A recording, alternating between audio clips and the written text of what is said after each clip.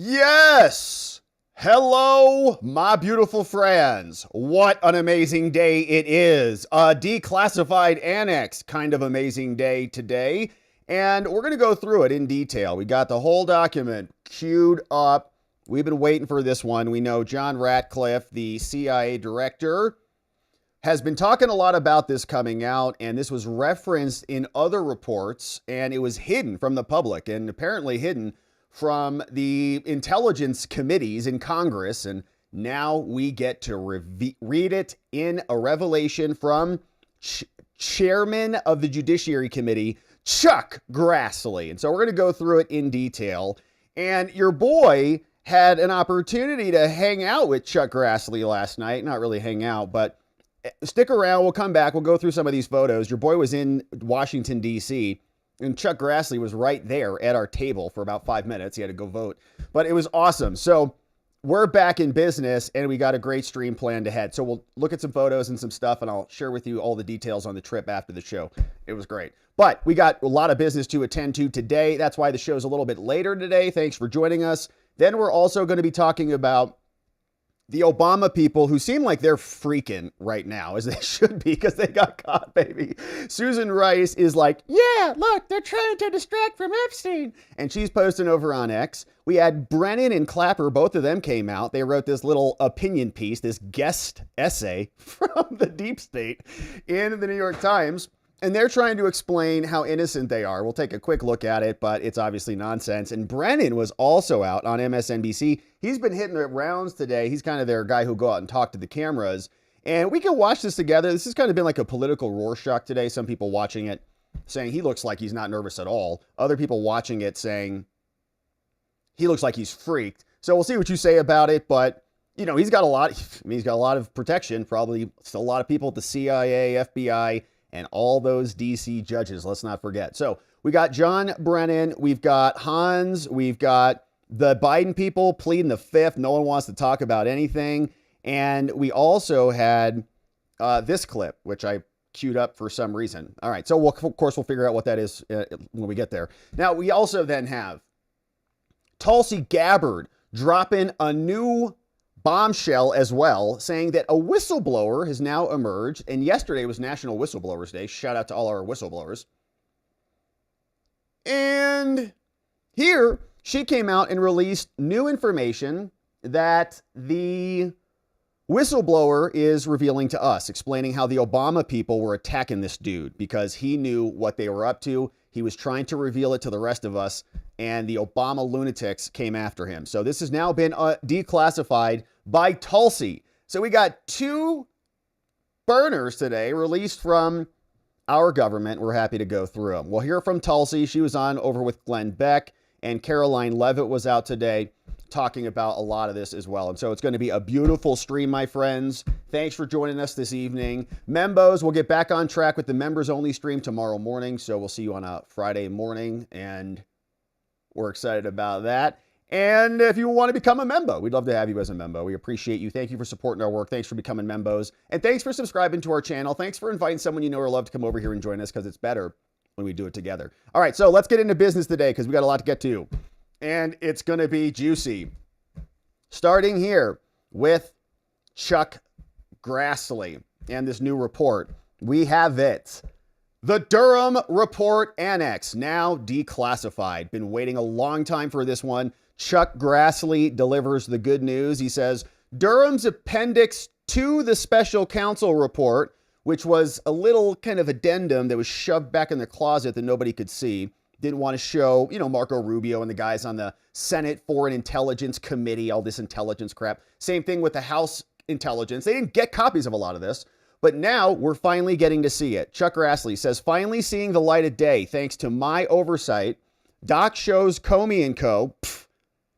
Had intel indicating that Clinton's campaign, Hillary, was behind the fake Trump-Russia narrative. Oh, Hillary's busted. FBI didn't fully review the info and investigated Trump anyway using phony Steele dossier, which sounds kind of like an abuse of public office or fraud, a bunch of different criminal statutes one could dig into.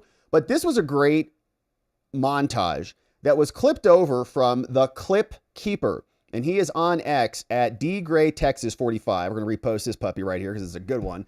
And here is a little trip down memory lane on what this all was about, courtesy of Hillary and the Democrat liars. This has come from the highest levels of the Russian government, clearly from Putin himself, in an effort, as 17 of our intelligence agencies have confirmed. 17 of our intelligence agencies. Our nation's 17 federal intelligence agencies. 17 intelligence agencies. 17 different United States intelligence agencies.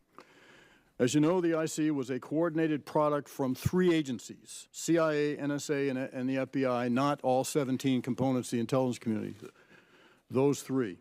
The 24 or so analysts for this task were hand-picked, seasoned experts from each of the contributing agencies. Yeah, handpicked by you and John Brennan, punk, as you were organizing this coup.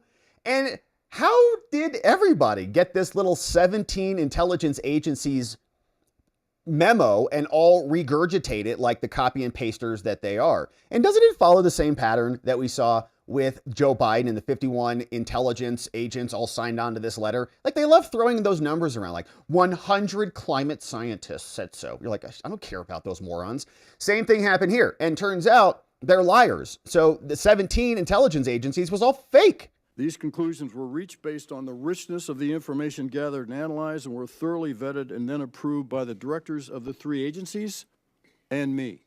And there were only 3 agencies that directly involved in this assessment, plus my office. But all 17 signed on to that. Well, we didn't go through that process. So What I knew to be who could really contribute to this and the sensitivity of the information, we decided it was a conscious judgment to restrict it to those 3. 17 agencies, all in agreement, which I know from my experience as a senator and secretary of state is hard to get. They concluded with high confidence. No, they didn't. The Russians and that was fake, by the way. Remember, the high confidence label should have been ascribed. There's criteria for that. It's not just high confidence because John Brennan had a good bowel movement that morning. It requires more than that. You have to have other indicia. In this case, high confidence means it's corroborated by multiple sources. They didn't have anything like that. And an extensive information war campaign against my campaign. Never happened. To influence voters. They held back on you, Hillary. In the election. When then President-elect Trump was briefed on this on the 6th of January, there were 4 of us, meaning the directors of NSA, FBI, and CIA, and myself. That's all. And we explained who did the report.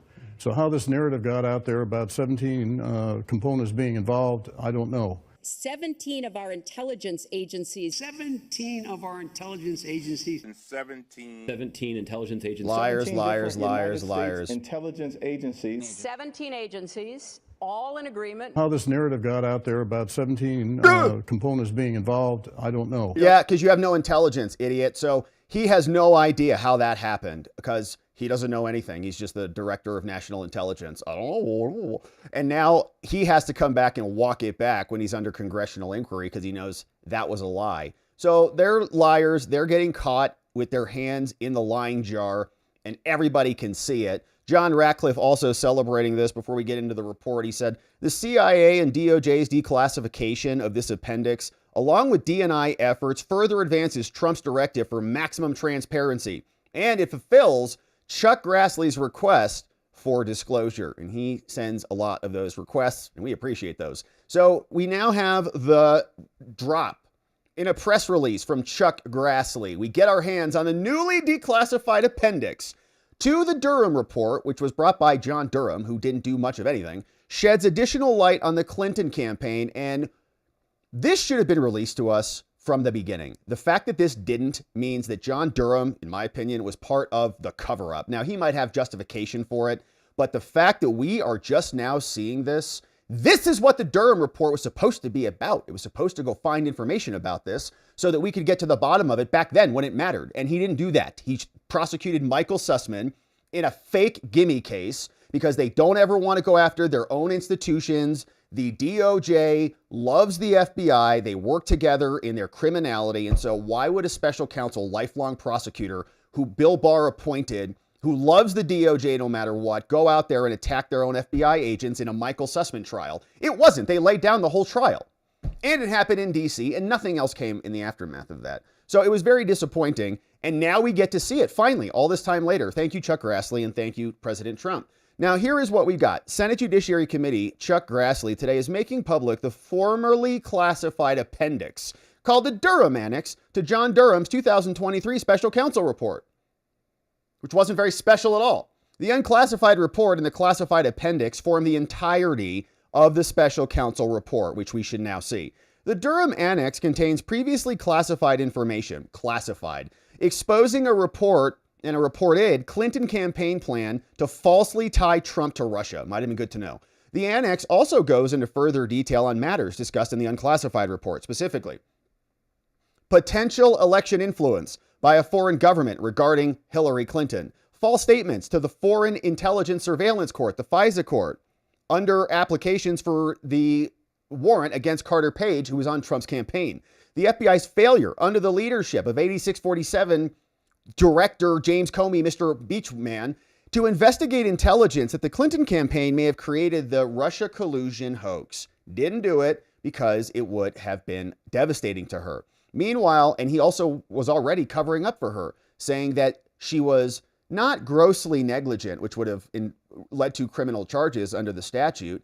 Instead, he just scratched that out almost literally and wrote extremely careless. It's not gross negligence, it's extremely careless. Well, what's the difference, James? Well, the difference is one is indictable, the other is not. So and he just changed that for her convenience, and they're still mad at him after he bent over backwards to try to get her into power.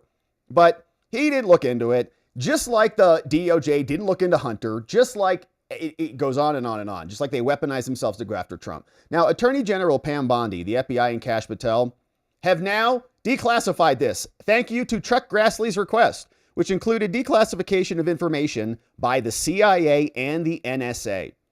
It's wild that they keep it classified when it's obviously detrimental to their side and it would expose the entire facade, right?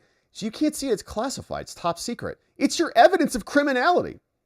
Based on the Durham Annex, said Grassley, the FBI failed to adequately review and investigate reports showing the Clinton campaign was ginning up the Trump-Russia collusion for political gain. FBI didn't even investigate that at all. It's like, well, we kind of like her, so what? We will stop him, said Peter Strzok, who deleted all of his ex posts because he's also nervous, which was ultimately done through the Steele dossier and other means.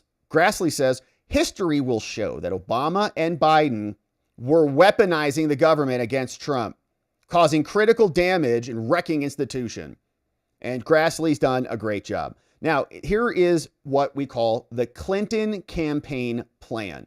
This was an operative that worked. Large portions of the Democratic Party to this day still think the jabs, are amazing for their lives, still believe that Biden was perfectly capable, and still believe that Trump is in office due to the Russians. Like, their brains are so fried. First one's a big one. Trump stole the election. Hillary was saying it after the election. So here we have the Clinton campaign plan. All of this was created because she's the actual criminal who had to distract everybody with a shiny object over here, Trump-Russia collusion, to take people's eyes off of her emails that she deleted because she was engaging in other crimes.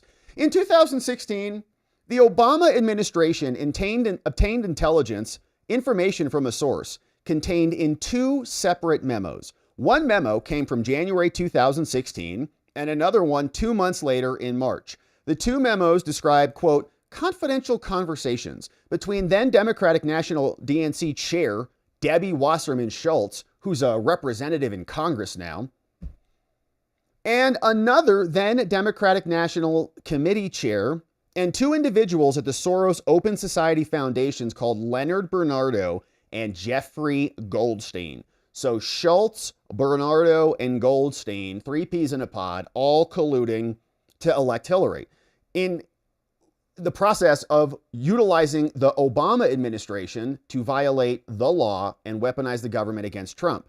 In January 2016, the memo, the first one, it noted in part that President Barack Obama intended to scuttle, we're going to read these, the FBI's investigation into Hillary's use of the private email server and the mishandling of her highly classified info. We also then, 2 months later in March, got another memo, and that included references to the same Obama effort to shut down the Clinton investigation, and then it was outlining the plan to falsely connect Trump to Russia. Way back in March. This is not the December 9th meeting, no. This is not the January 5th, 2017 ICA report. This is the March 2016 memo, as they were gearing up to try to take out Trump as the election was marching into October. The memo stated that the Democratic Party's opposition is focused on discrediting Trump. We'll read it. And there's more. And so let's just jump right into it. This is a nice summary of it, but let's get to the meat and potatoes. Here it is. Now declassified. Chuck Grassley and President Trump releasing this for us to review. It is the Durham Annex. Declassified, was hidden from public eyes for quite some time. Would have been useful to know what the Democrats were up to when they knew about it. So here is what this says. Here is a report on matters related to intelligence activities and investigations out of the 2016 election. This is the classified appendix from John Durham. Says using this stuff, be careful, all right? FISA, subject to FISA disclosure, standard disclaimer box. Got it. Now they write, here's the introduction. This is what we're going to be talking about today for 29 delicious pages. This classified appendix forms part of the bigger report on matters arising out of the 2016 election. So it's classified of the Durham report. Got it. And it provides further information about matters covered in 3 sections of the report. One is about the investigative referral of a possible Clinton campaign plan that Hillary set up. Another section, which is about the threat of foreign election influence by foreign governments, and the Page FISA section. And they're giving us some good stuff here with a bunch of footnotes, and let's get to it. So here we got background. Beginning in or about 2014, before Trump is even announced, maybe even has a sparkle in his eye, and continuing through at least in or about 2016, individuals that were affiliated with the Russian intelligence services, they hacked our servers, our tubes.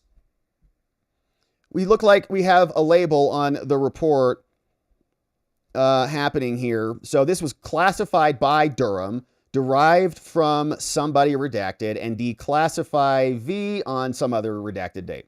So he writes in the footnote, the OSC has carefully coordinated the classification review of this unclassified report and this document with the redacted. Based on that coordination, the redacted concurs with these classifications. Okay, so somebody else said you can redact these things or classify the document accordingly, like 2 people turning their keys.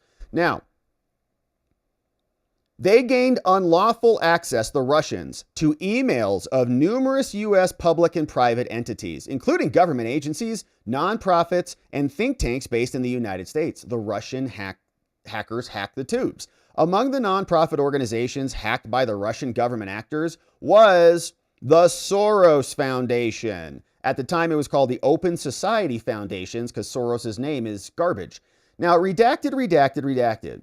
From redacted date through this date, so-and-so received from a blank source, referred herein as T1, like out of Terminator or something, and shared with the FBI intelligence consisting of redacted footnote 3, which we get no information from. All right, so they're citing basically back to certain interviews.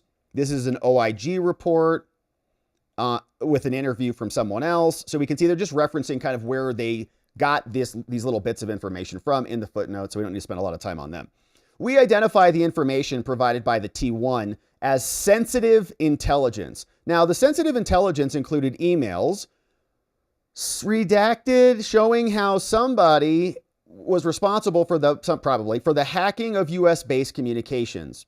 And number 2, redacted reports analyzing the hacked U.S. materials. And 3, what appears or purports to be the original hacked emails of U.S. persons or portions of those emails for number 5, right? So we're going to get to some emails and we're going to have questions about the emails, right? You're always asking about authenticity. They appear or they purport to be original hacked emails or they're portions of those emails. 2 of the apparently hacked emails appear to have originated from the Open Society Foundations. The purported author of these emails was Leonard Bernardo. who was the regional director for Eurasia to the Open Society Foundations, footnote 6, referencing the other documents. Now, in that capacity, Bernardo oversaw efforts relating to Russia and the former Soviet republics, among other countries. And so beginning in this date, 2016, the FBI field office received information from T1, and that information was relating to the 2016 election, including this person's reports written by these people. Now, these reports referenced purported communications of Bernardo, the George Soros Open Society dude. In particular, in this date, in this location in 2016, T1, the source, provided the U.S. government with 2-something memorandum that described confidential conversations that someone had between then Democratic National Committee Chair Debbie Wasserman Schultz and 2 individuals at the Open Society Foundations, referred to in the memo as the Soros Foundation. Now, this is John Durham in his appendix writing. Bernardo and Jeffrey Goldstein, who according to public sources was senior policy advisor for Eurasia at the Open Society Foundations, were in this communication. In the January date 2016 memo, which was in Russian, something like this. Okay, so Russian, maybe like Cyrillic. It was their, the font, the language that they write in. I don't know.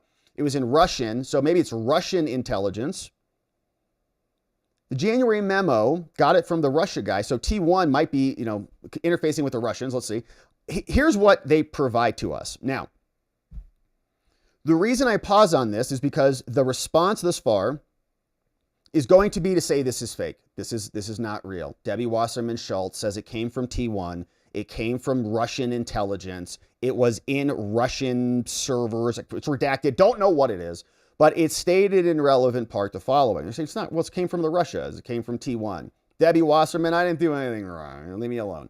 And Hillary, same thing. And these 2 dudes, Bernardo and Goldstein, I'm sure they're going to be saying the same thing. No, it's like cobbled together. It's just a mishmash of other documents. It's like a game of telephone handed down, around and around we go. Because this is damning. This is what their purported email says.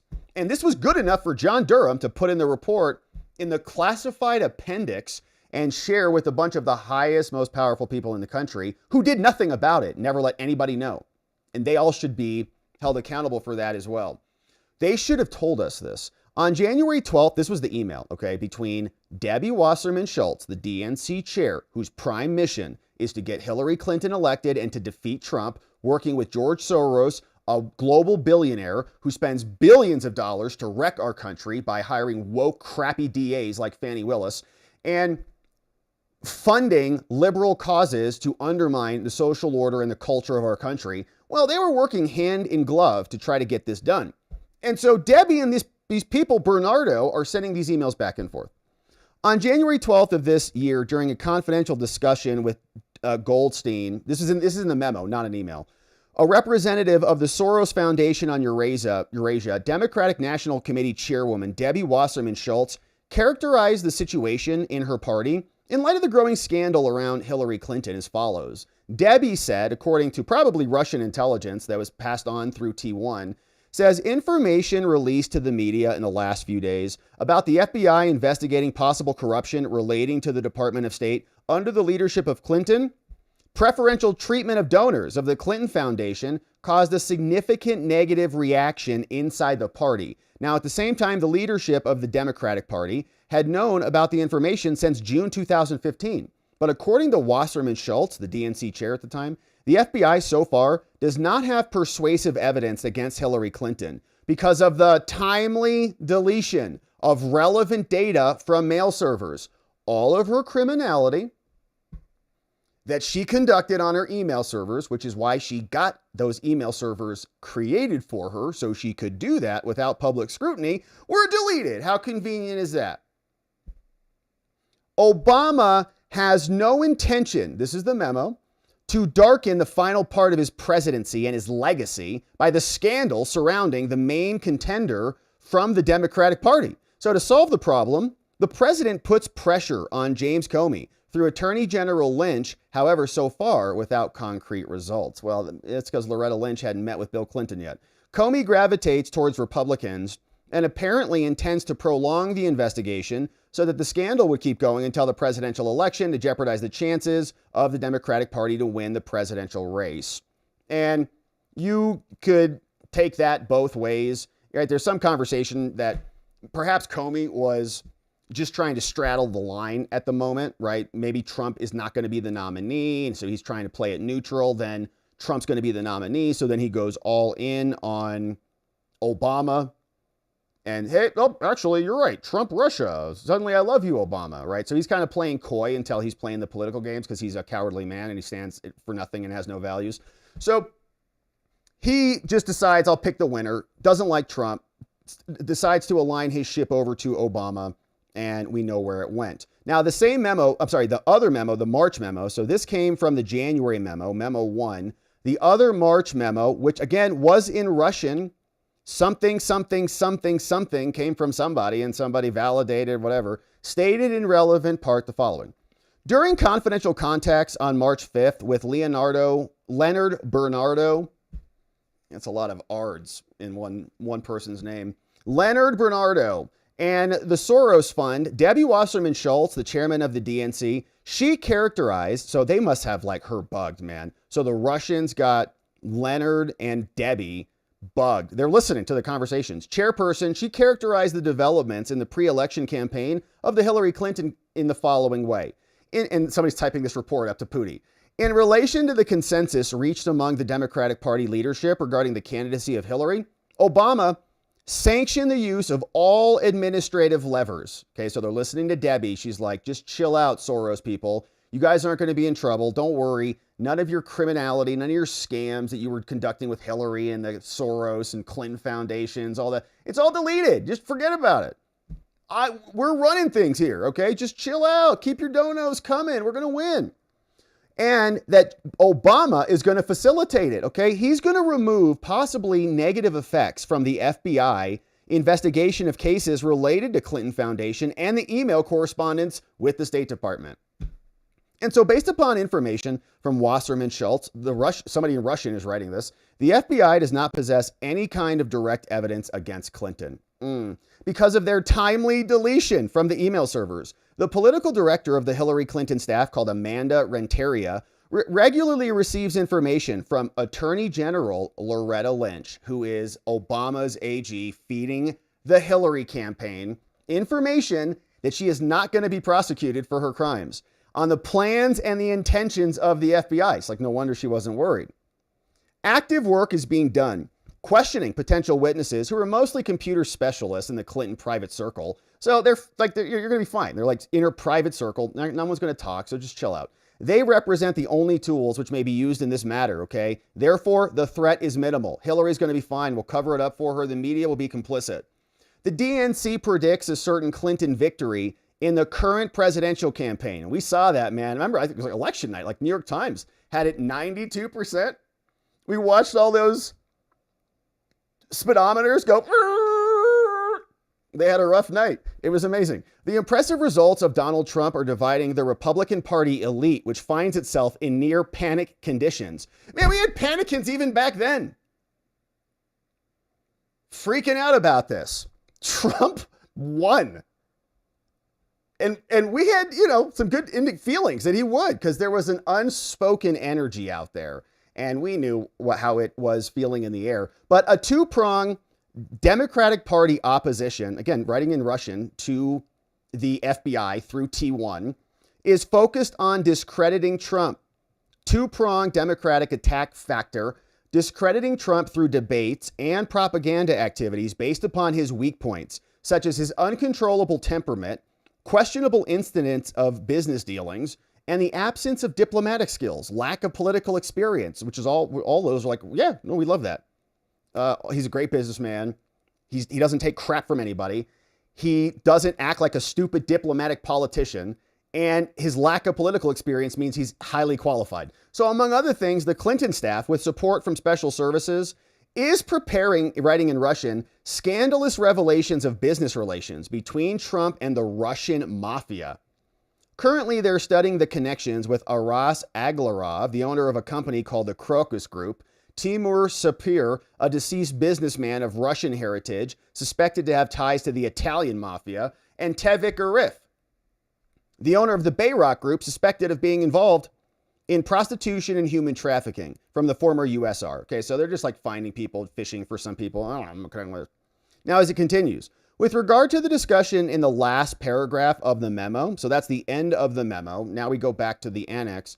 With regard to the discussion in the last paragraph of this memo of, quote, scandalous revelations that the Clinton staff was preparing with support from, quote, special services, the words that FBI linguists translated as special services are Russian words that one analyst believed at the time referred to the FBI and the CIA, okay? The Clinton staff having the support of the, quote, special services is not Fusion GPS. It's not Mark Elias. It's Hillary Clinton and the CIA and or the FBI. And there it is. Special Services is preparing a scandalous revelations. So Clinton plus the FBI or CIA. Now the Russians translated it as Special Services, but that we know what that means. That's their special services. We have that. It's called the CIA, or more broadly, the intelligence and law enforcement communities. Now, another analyst caveating it, he's like, well, it may not be the CIA, right? He's like, it could be translated. Perhaps the phrase special services, the Russians had this intelligence, in this context could refer to Trump dossier author Christopher Steele. Could be Christopher Steele, right? He's special services. He's Fusion GPS, got hired from Mark Elias. Maybe it's him. According to media reports, Steele's own testimony in UK legal proceedings, he also formerly worked as a worked at MI6. In addition, the office has determined at the time of this memo that Glenn Simpson's firm, you remember him, Fusion GPS, was in fact preparing open source opposition research about Trump's purported ties to the Russian oligarchs, redacted. And so Fusion GPS, if you remember, was founded by Glenn Simpson and some other dude, I believe. And Glenn Simpson was hired by who? Mark Elias. And we remember Mark Elias worked for who? Perkins Coie. And Perkins Coie was hired by who? That's right, Hillary. Okay, so we just trace it all the way back from Hillary all the way down to Fusion, and they were just making crap up. They couldn't find it, as we're going to find out. Now, on March 31st, so it could be that. It could be Hillary's private people, but of course, remember, these people, Mark Elias, this guy was working with Michael Sussman, and he sent Michael Sussman over to the FBI to meet with James Baker, who is a FBI general counsel there, who's I don't want to be unfair to him, but he's probably a Democrat friendly. And he kind of took some of it, but didn't take all of it. And then Michael Sussman went and shopped it to the media. And so either way, right, there was a commingling of these efforts. The idea was you create it and you seed it, and then it goes to the FBI and the media, and they join forces and create this narrative. So on March 31st, FBI personnel, including Deputy Director Andy McCabe, Deputy General Counsel Anderson, Assistant Director James Traynor, Chief of Staff James Rybicki, they shared the intelligence information with Deputy Attorney General David Margolis, the highest ranking career officer in the department. The FBI briefed him on the specifics of the, quote, sensitive intelligence and informed him that the FBI assessed the information to likely be, quote, not credible. Oh, man. The FBI's assessment, according to McCabe and later memorialized by Anderson in a memo, was based on 4 factors. They said, well, you know, this report, like these memos, they're bad about Hillary, so we have to get rid of them. Let's find 4 reasons why they did. Well, there's multiple levels of hearsay, which is wild because wasn't that what the Christopher Steele dossier was? Like 50 levels of he said, she said nonsense. Second, someone involved in the communication or in passing along the communication at the think tank may have exaggerated it, just like when Christopher Steele said that Trump got peed on. They're like, actually, that sounds more reasonable than Hillary is trying to frame Trump. Third, the person who redacted the drafted document reports may have engaged in exaggeration as well. So again, all of this is calling for speculation. And fourth, the reports may be unreliable because of translation errors. Yeah, but they could be reliable because both of your guys, one of them for sure says it's CIA, it's FBI. The other guy says it's Hillary. So either way, that's bad. whether it's Hillary's people doing it with Michael Sussman and Mark Elias, or whether it's the Russians or anyone else. They should find that out and pass that up the chain of command. But they didn't. It's Andy McCabe. Andy McCabe, of course, you see him. He hangs out with Jen Psaki and MSNBC a lot. And I think he left the FBI, then sued the FBI, and then settled with them. So, we paid him. The FBI is such a sick entity that what they do is they fire their or let their criminals resign. Peter Strzok got fired, but I think Andy McCabe resigned. They let him resign, or it's wrongful termination. And did Andy McCabe sue? I think he might have sued. Whatever. They all sue. They get a bunch of money. And the other real whistleblowers who blow the whistle on the FBI don't. They get fired without pay and ransacked. So anyways, we continue. Now, third and fourth. Now, after that, fourth, the reports may be unreliable. Now, after that meeting, the FBI, redacted, sought any additional related information from T1. T1 had no responsive information. So at this time, the FBI considered taking a number of covert investigative steps to determine, among other things, whether the Attorney General, Loretta Lynch for Obama, had in fact communicated with Hillary's Amanda, the political director of the Hillary campaign staff. Can you go find that out? Because that's a pretty big deal if that's true. Now, the FBI ultimately decided not to take those steps. Comey told the Office of the Inspector General that the FBI did not pursue these steps because the information in the reports was just not credible, says Comey. In this regard, Tricia Anderson told the investigators that Comey had said that the assertion that the AG was pressuring him in connection with the exam gave him doubts. He says, oh no, I never felt pressured. So if it says that she was pressuring me, I've never felt that. So because that's invalid, the rest of the document's invalid. He also understood that Margolis's view was that pursuing these steps would take us down a path where you're investigating the AG of the United States,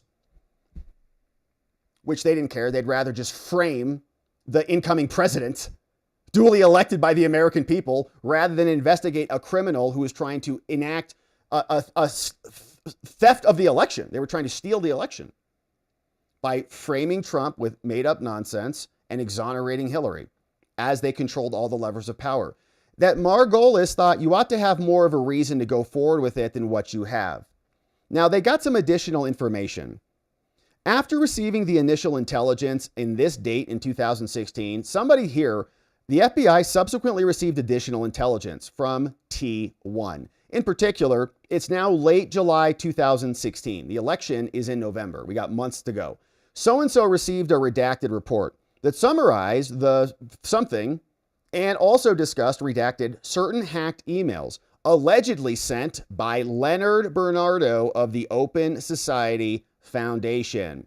Redacted, redacted, redacted. Now, redacted memorandum stated that Clinton approved a plan proposed by one of her foreign policy advisors called Julianne Smith. Oh, Julianne, you're busted. To smear Donald Trump by magnifying the scandal tied to the intrusion by the Russian special services, saying that it benefits the Republicans.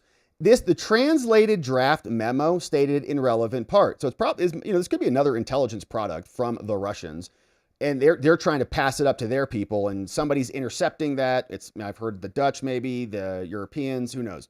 According to data from the election campaign headquarters of Hillary Clinton obtained via the U.S. Soros Foundation, they're writing in their memo, again translated, says on July 26, 2016. Hillary Clinton approved a plan of her policy advisor called Juliana Smith from the T's, NAB. TN is an unknown acronym. To smear Donald Trump by magnifying the scandal tied to the intrusion by Russian special services in the pre-election process to benefit Trump. Okay, the Russians were just doing it just to get info because everybody hacks everybody all the time. We're hacking them. They're hacking us, constantly hacking each other. You get hacked. It's kind of, they're hacking you. Like if you're the FBI and you're getting hacked, you know that. We know that. They work hard to stop that. Not excusing it, but what they're doing is now saying that was to help Trump. They add in a little bit of a nugget there. That's not true at all. There's no evidence for that. As envisioned by Smith, Juliana, raising the theme of, quote, Putin's support for Trump to the level of the Olympics scandal, which would be like the doping scandal I think the Russians did. Remember when they were apparently changing the tests using the anti-crimp things. They had a whole operation. Wild documentary, if you haven't seen that one. Would divert the constituents' attention from the investigation of Clinton's compromised electronic correspondence. Exactly. She deleted a bunch of emails, so she didn't go to federal prison, and she needed something else to talk about because that was devastating to her election prospects. In addition, by subsequently steering public opinion toward the notion that it needs to equate Putin's efforts to influence political process via cyberspace to acts against a crucially important infrastructure, like it resembles a national power supply network. It would force the White House to use more confrontational scenarios vis-a-vis Moscow that, as a whole, suits Clinton's line of conduct. Do you hear how insane this is? Like, you're going to instigate a war with a nuclear power just so you can win an election? A relatively sluggish reaction by the administration to the events surrounding, and you can see why the Russians want to know this. They're like, what? They're going to do what? To us? Hillary's going to blame us for supporting Trump? Like, we're not doing that. We just want to hack you. A relatively sluggish reaction by the administration to the events surrounding the DNC that led to the resignation of Debbie provoked exasperation within the PC. Maybe it's like a political convention, and the entire deep state, which may also be used by Clinton to reinforce her position among security service agents. The Russian memo says Clinton supporters in the FBI lack conclusive, irrefutable evidence of the Russian Federation involvement in the scandal tied to the theft of the DNC's correspondence, right? So they don't even know the Russians did that. In the meantime, during the launched investigation, there's been a multitude of circumstantial evidence that the alias of Gouveia 2.0, we remember, the name of the hacker who accepted responsibility for the incident, was in fact used to cover up a special unit of the GRU, the Russian Defense Intelligence Agency, one special unit of the Russian ministry's general staff. So, Gouveia maybe was the Russians. Now, during the first stage of the campaign, due to a lack of direct evidence, it was decided to disseminate the necessary information through the FBI-affiliated attic-based technical structures that are involved in cybersecurity, in particular the CrowdStrike and Threat Connect companies, from where the information would then be disseminated through leading U.S. publications. So you see the fake pipeline. FBI-affiliated technical structures, which are these companies. So FBI, they can't do their own dirty work. So they got these other companies, CrowdStrike and Threat Connect. They do it. Then from that, it goes to the U.S. publications. They say, oh, we're CrowdStrike. We're a reputable company. We're investigating all these things. And Washington Post says they found evidence of Russia collusion. In addition, it is presumed in the FBI that in the future, any clumsy propaganda campaign by the GRU, the Russians, is bound to lead to the emergence of more reliable indications of Moscow's involvement, which would imminently intensify the U.S. confrontational tendencies towards the Russians. Now, bunch of stuff redacted here. Redacted memo contains, all redacted, a reference to the Atlantic Council, a think tank based in Washington, D.C. Another redacted is the Carnegie Endowment. According to an FBI analyst interviewed by The Office, redacted, the hacked institution was the source of U.S. communications.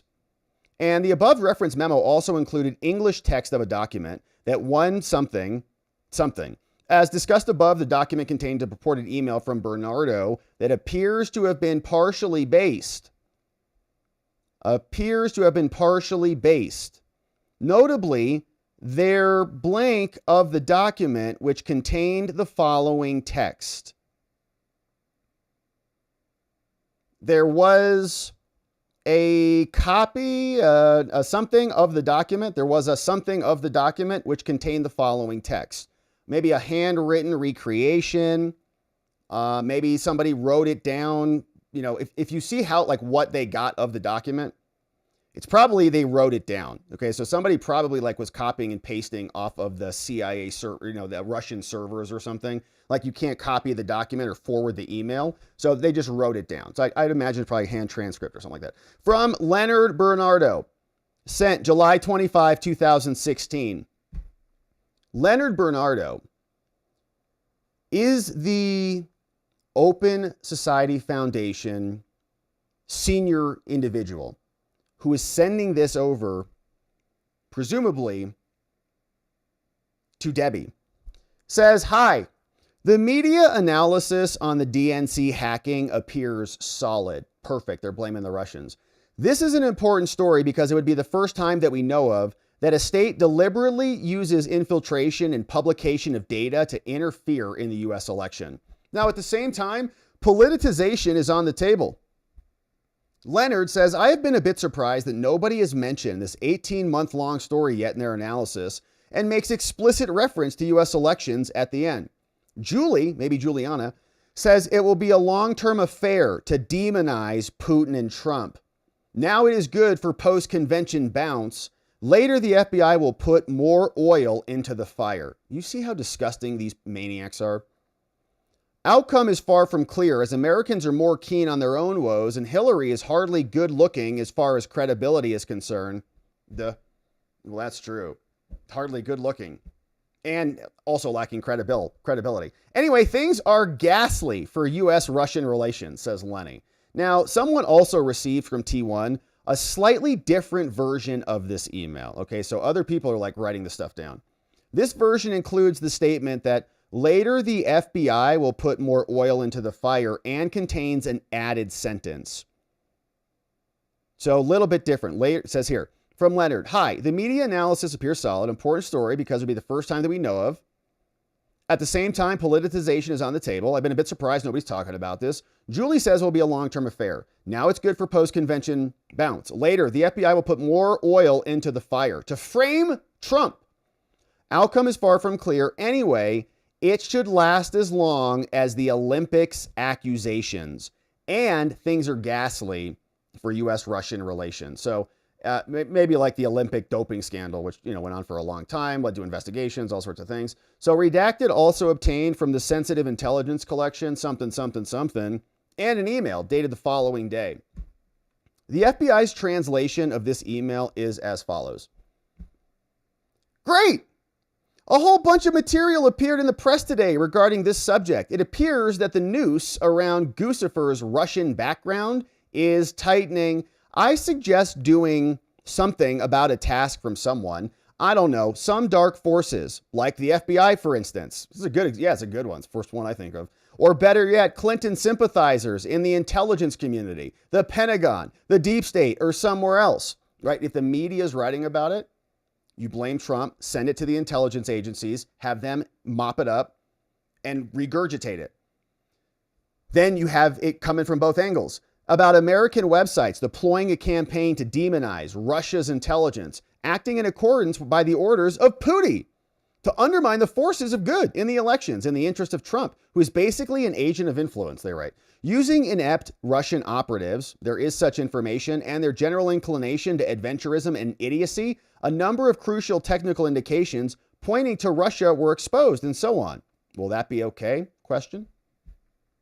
Another something email, something, dated July 26, 2016, appears to discuss making something, quote, to illuminate how Clinton is attempting to vilify Moscow and how she's trying to discredit Putin and Trump.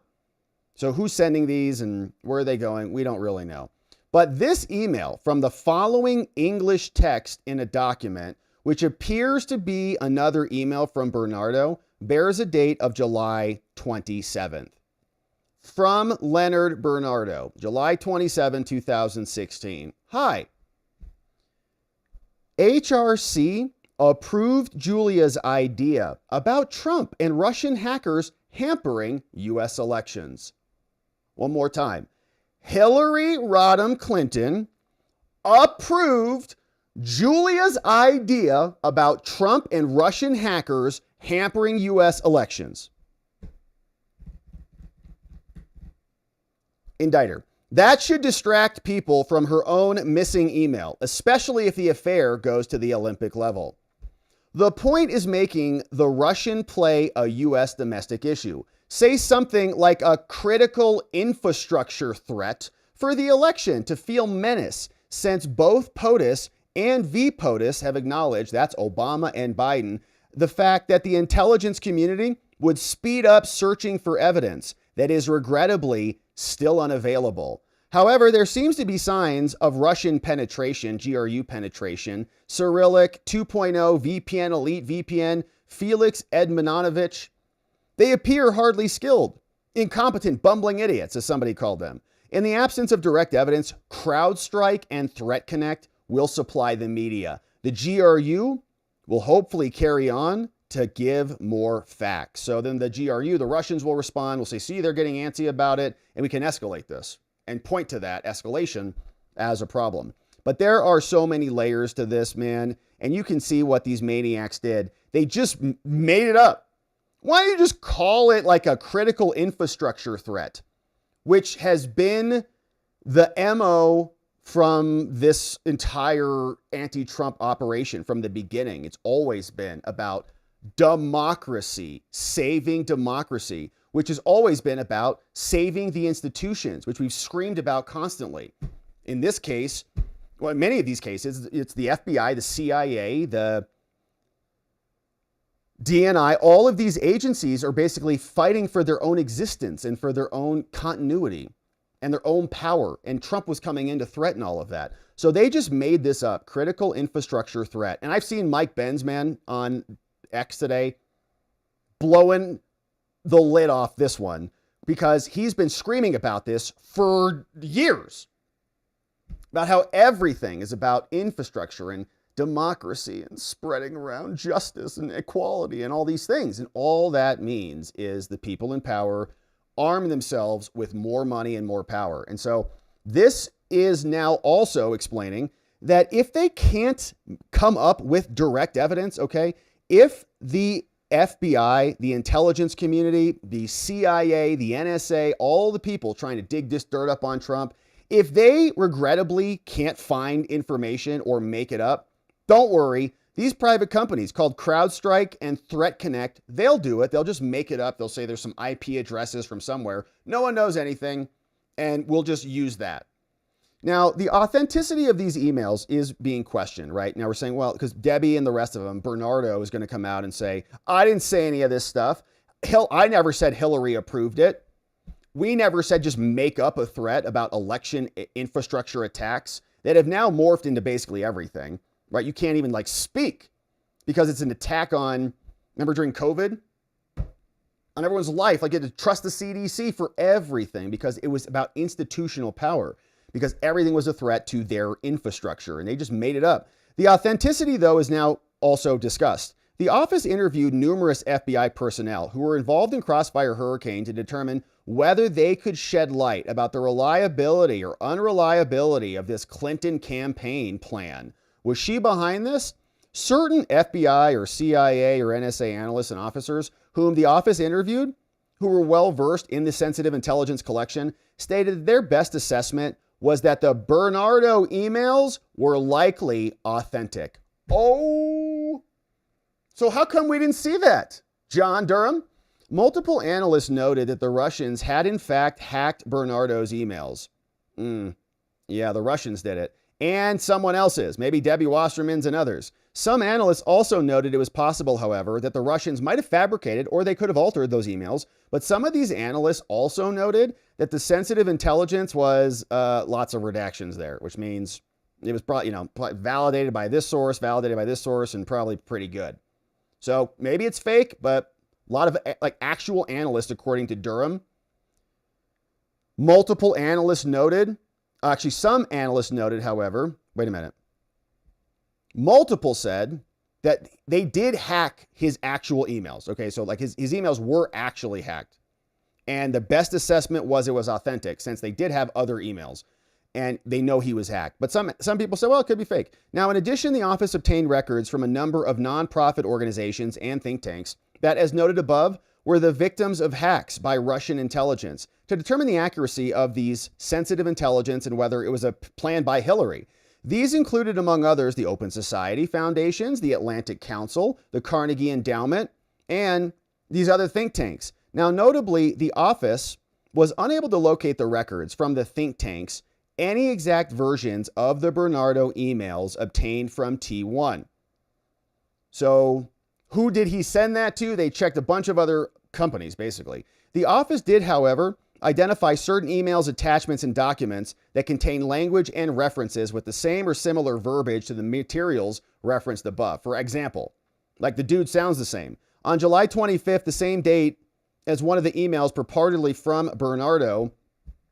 So Bernardo's just firing off emails, right? Like, oh, I got like an hour to bang out some of these emails. He's like firing up, boom. One goes over to you at this DNC operation. One goes over to you over here, fires this one off. Yeah, just election critical infrastructure. Just wreck everything. Hillary Clinton approved it. Send. And just bouncing them all out. Now, they didn't find the one to about the Hillary plan, but they found others. And this one on July 25th, the same date as one of the other emails, Tim Maurer, a Carnegie Endowment cyber expert, replied to an email asking for an opinion on an article. The article was, "The hacks we can't see. All signs point to Russia being behind the DNC." Now, Maurer began by stating, "The author is very good, thoughtful." Maurer then wrote the following, which contains certain language that also appears verbatim in the email attributed to Bernardo of the same date.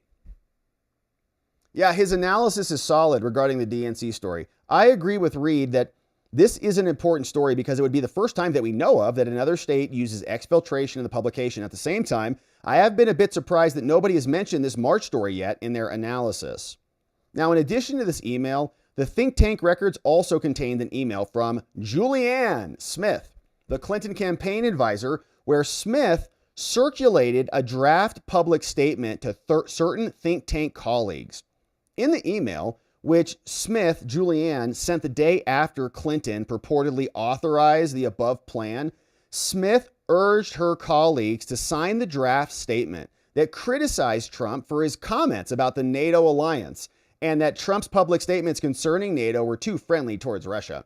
In her cover email, Juliana from Hillary's team, she sent this out to a bunch of people. "Okay, we're writing to enlist your support for the attached public statement. Both of us are Hillary Clinton supporters and advisors, but hope that this statement could be signed by a bipartisan group. Trump's repeated denigration of our NATO alliance, his refusal to support our obligations to our European allies, and his kid-glove treatment of Putin make him one of the most reckless people ever." Now, during the same week, Clinton's campaign manager, Robbie Mook, stated in media interviews that the campaign believed that the Russians hacked the DNC and that Trump loves Russia. Now, as noted above, the office conducted multiple interviews related to the sensitive intelligence, including interviews of Leonard Bernardo, Tim Maurer, and Juliana Smith.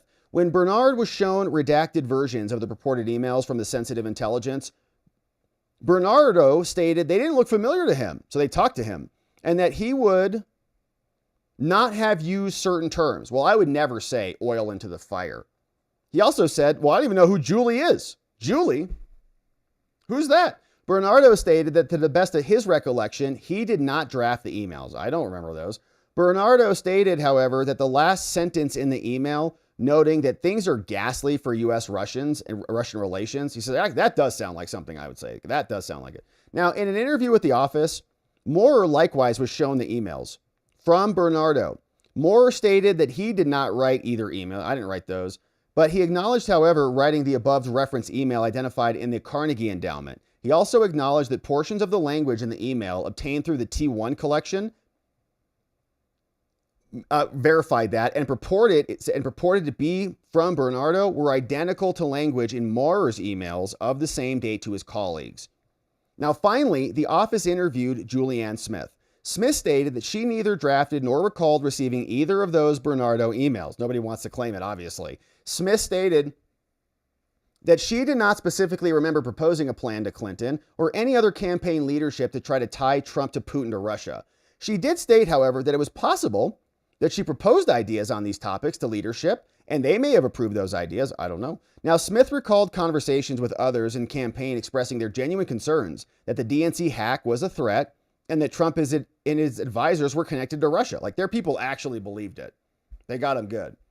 Smith said it was also possible someone proposed an idea to distract attention away from Hillary, but I don't remember any specifics about that. But however, there was a certain proposal she had made to the Clinton campaign seeking to highlight issues about Trump and Russia. Now, in addition, the office interviewed Clinton herself and several members of the Clinton campaign who used the materials, using the sensitive intelligence materials declassified about this plan that was approved by Hillary.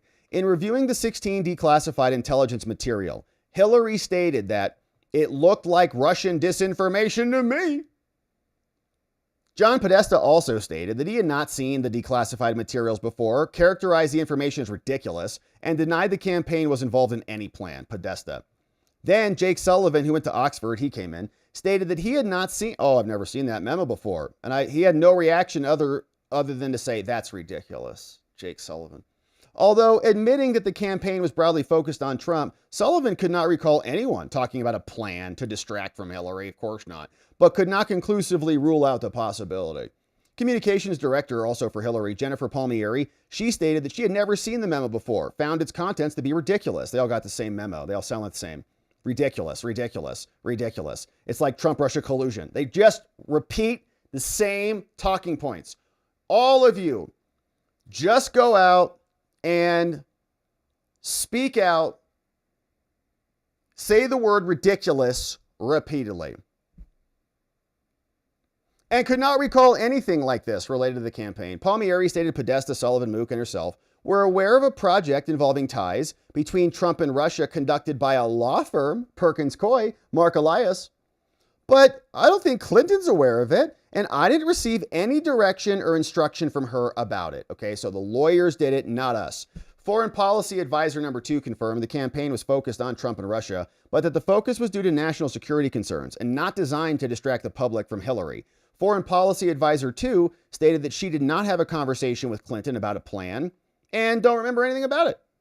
Now, the office's review of certain communications about Julianne Smith provided possible additional support, however, to the notion that the Clinton campaign was engaged in an effort or a plan in late July 16 to encourage scrutiny of Trump, and that the campaign might have wanted or expected the FBI to put more oil into the fire by commencing an investigation of the DNC hack. Here's how they know. For example, on July 5th, Foreign Policy Advisor 2 emailed campaign advisor Smith, Clinton campaign advisor 1, and others, and she wrote the following. All right, we're looking for ways to build on Franklin Foer's great and scary piece on Trump and Russia. So some journo has it and is like, that's a great idea. One thing I've heard from a few folks is that the Russia desk at State Department has been tracking and sounding an internal alarm about parallels between rhetoric and words and methods that Trump uses and Putin-supported right-wing candidates in Europe. So they say the same words, like they both love their countries, like they're nationalists. Oh no, I'm told it goes beyond just populist stuff. I'd love to get my hands on the details of what they're seeing. Can one of you help run this down? I imagine the INR or the intelligence community types might have some insight. Obviously, we need to be a bit careful here, but eager to get specifics or details. So what's going on inside the government, okay? Clinton campaign asking for stuff inside the government and saying, we want you, or the ICs, to dig into this. Like, go. Foreign Policy Advisor 2 stated, well, I didn't talk to anybody about it. Okay, they told you to go ask, Clinton's campaign emailed you, somebody, about this. Did you do it? No, I didn't speak with anybody. Okay. The information she mentioned in this email, it came from another outside advisor anyways. So in addition, on July 25th, the same day as the purported email from Bernardo, stating that Julie says it's going to be a long-term affair to demonize Putin, Smith, Julianne, had the following text message exchange with Foreign Policy Advisor 2. So Julie gets the permission from Hillary. Bernardo catches wind about it. And then Julianne sends another text to Foreign Policy Advisor 2, the same person who got the email to beef up the story from the Clinton campaign. Here's what she said in text messages. From Foreign Policy Advisor 2, somebody working in the government. Can you see if the special assistant to the president and National Security Council will tell you if there's a formal or maybe this is not a government person, actually. This might be, I think a Hillary person. So she's just a Foreign Policy Advisor 2, maybe like a Jake Sullivan person. I was thinking this was somebody in the administration, but maybe that's not right, because this makes no sense if that is here. If they're not in the government, they're asking Julianne, can you see if the special assistant to the president and National Security Council member will tell you if there's a formal FBI or investigation into the hack? So this is like Jake Sullivan's number 2, probably. Somebody who's helping, Jake. Because he was Hillary's foreign policy advisor. Can you see if there's an actual investigation? Julianne Smith, number 2, second in command to Hillary, we're very close to that, says she won't say anything more to me. Sorry. She told me she went as far as she could. Okay, I'm pumping her for info, but I just can't get any. So I'm trying to find out, but I don't have anything for you. Now, another one. Okay, do you have others who might? Can you go hit other people up for this? From Julianne, from Clinton. Well, has Clinton Advisor 1 tried her? Has somebody else from the team gone and tried to pump her for info? Go bring her some donuts or something. She'll love them. Curious if she would react differently to him. Oh, it's a him. Yeah, go send him over there, see what he can do. I can also try the office of the vice president. They might say more, so we'll just keep hammering him for info. Foreign Policy Advisor 2 says, well, I don't know if he has, but I can ask. It would be also good to try the office of the vice president and anyone in the intelligence community. Okay, so just go get info. Julianne for Hillary says, okay, left messages for the office of the vice president, but Politico just sent me a push notification stating that they are indeed investigating. Okay, so Politico's reporting this. Okay, shoot, 7/25/16. FBI just put out our statement. Our setting context, or maybe a statement. Thanks. Now, the office's best assessment, writes Durham, is that the July 25 and 27 emails that purport to be from Bernardo were ultimately a composite of several emails that were obtained through Russian intelligence hacking of the US-based think tanks, including the Open Society Foundations, the Carnegie Endowment, and others. Now, indeed, as discussed above, language from Tim Maher's email is identical to the language in Bernardo's, so it might be a mashup.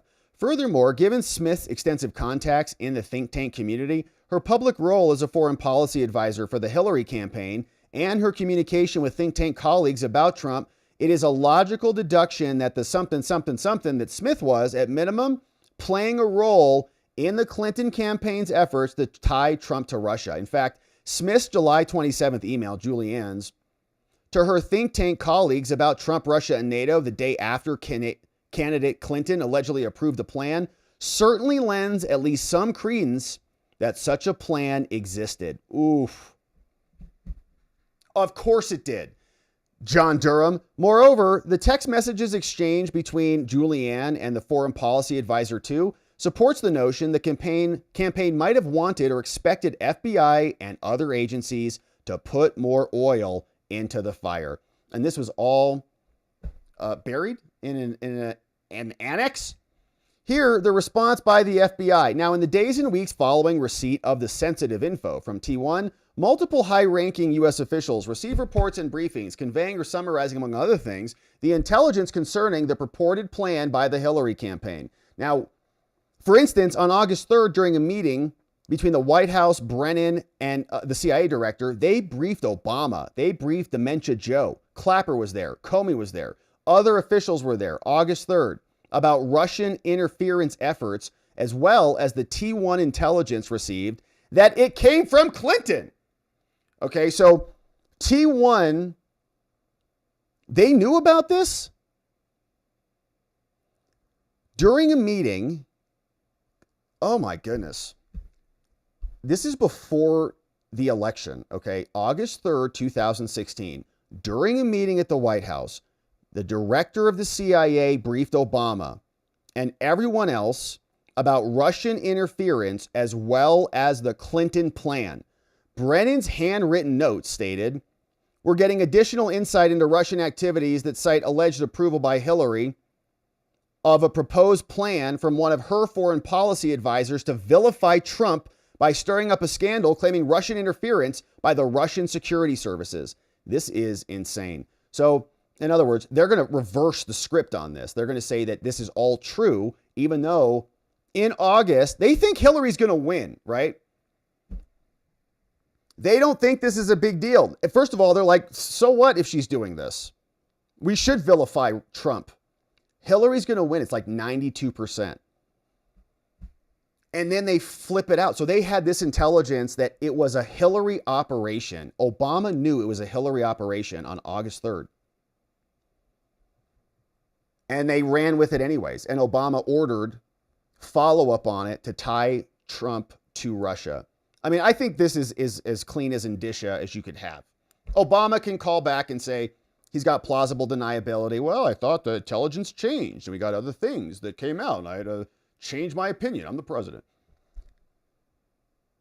They neglected to tell or include any conversations about this all originating from Hillary. He knew it. According to John Brennan's own notes, he wrote in handwriting that they were trying to vilify Trump, but they didn't care because they thought Hillary was going to win. It only mattered when she lost. In addition, as described in the unclassified report, on September 7th, the CIA sent the FBI an investigative referral memo that referred to, among other things, the Clinton plan. They knew, but they thought she'd win, so who cares? Moreover, in something 2017, more than a year after someone initially received the reports, the redacted, a whole paragraph. The CIA prepared a written assessment of the authenticity and the veracity of the above referenced intelligence, and the CIA also stated that it did not assess that the above memo or blank something hacked U.S. communications to be the product of Russian fabrications, right? So that information that it's a Hillary plan is accurate.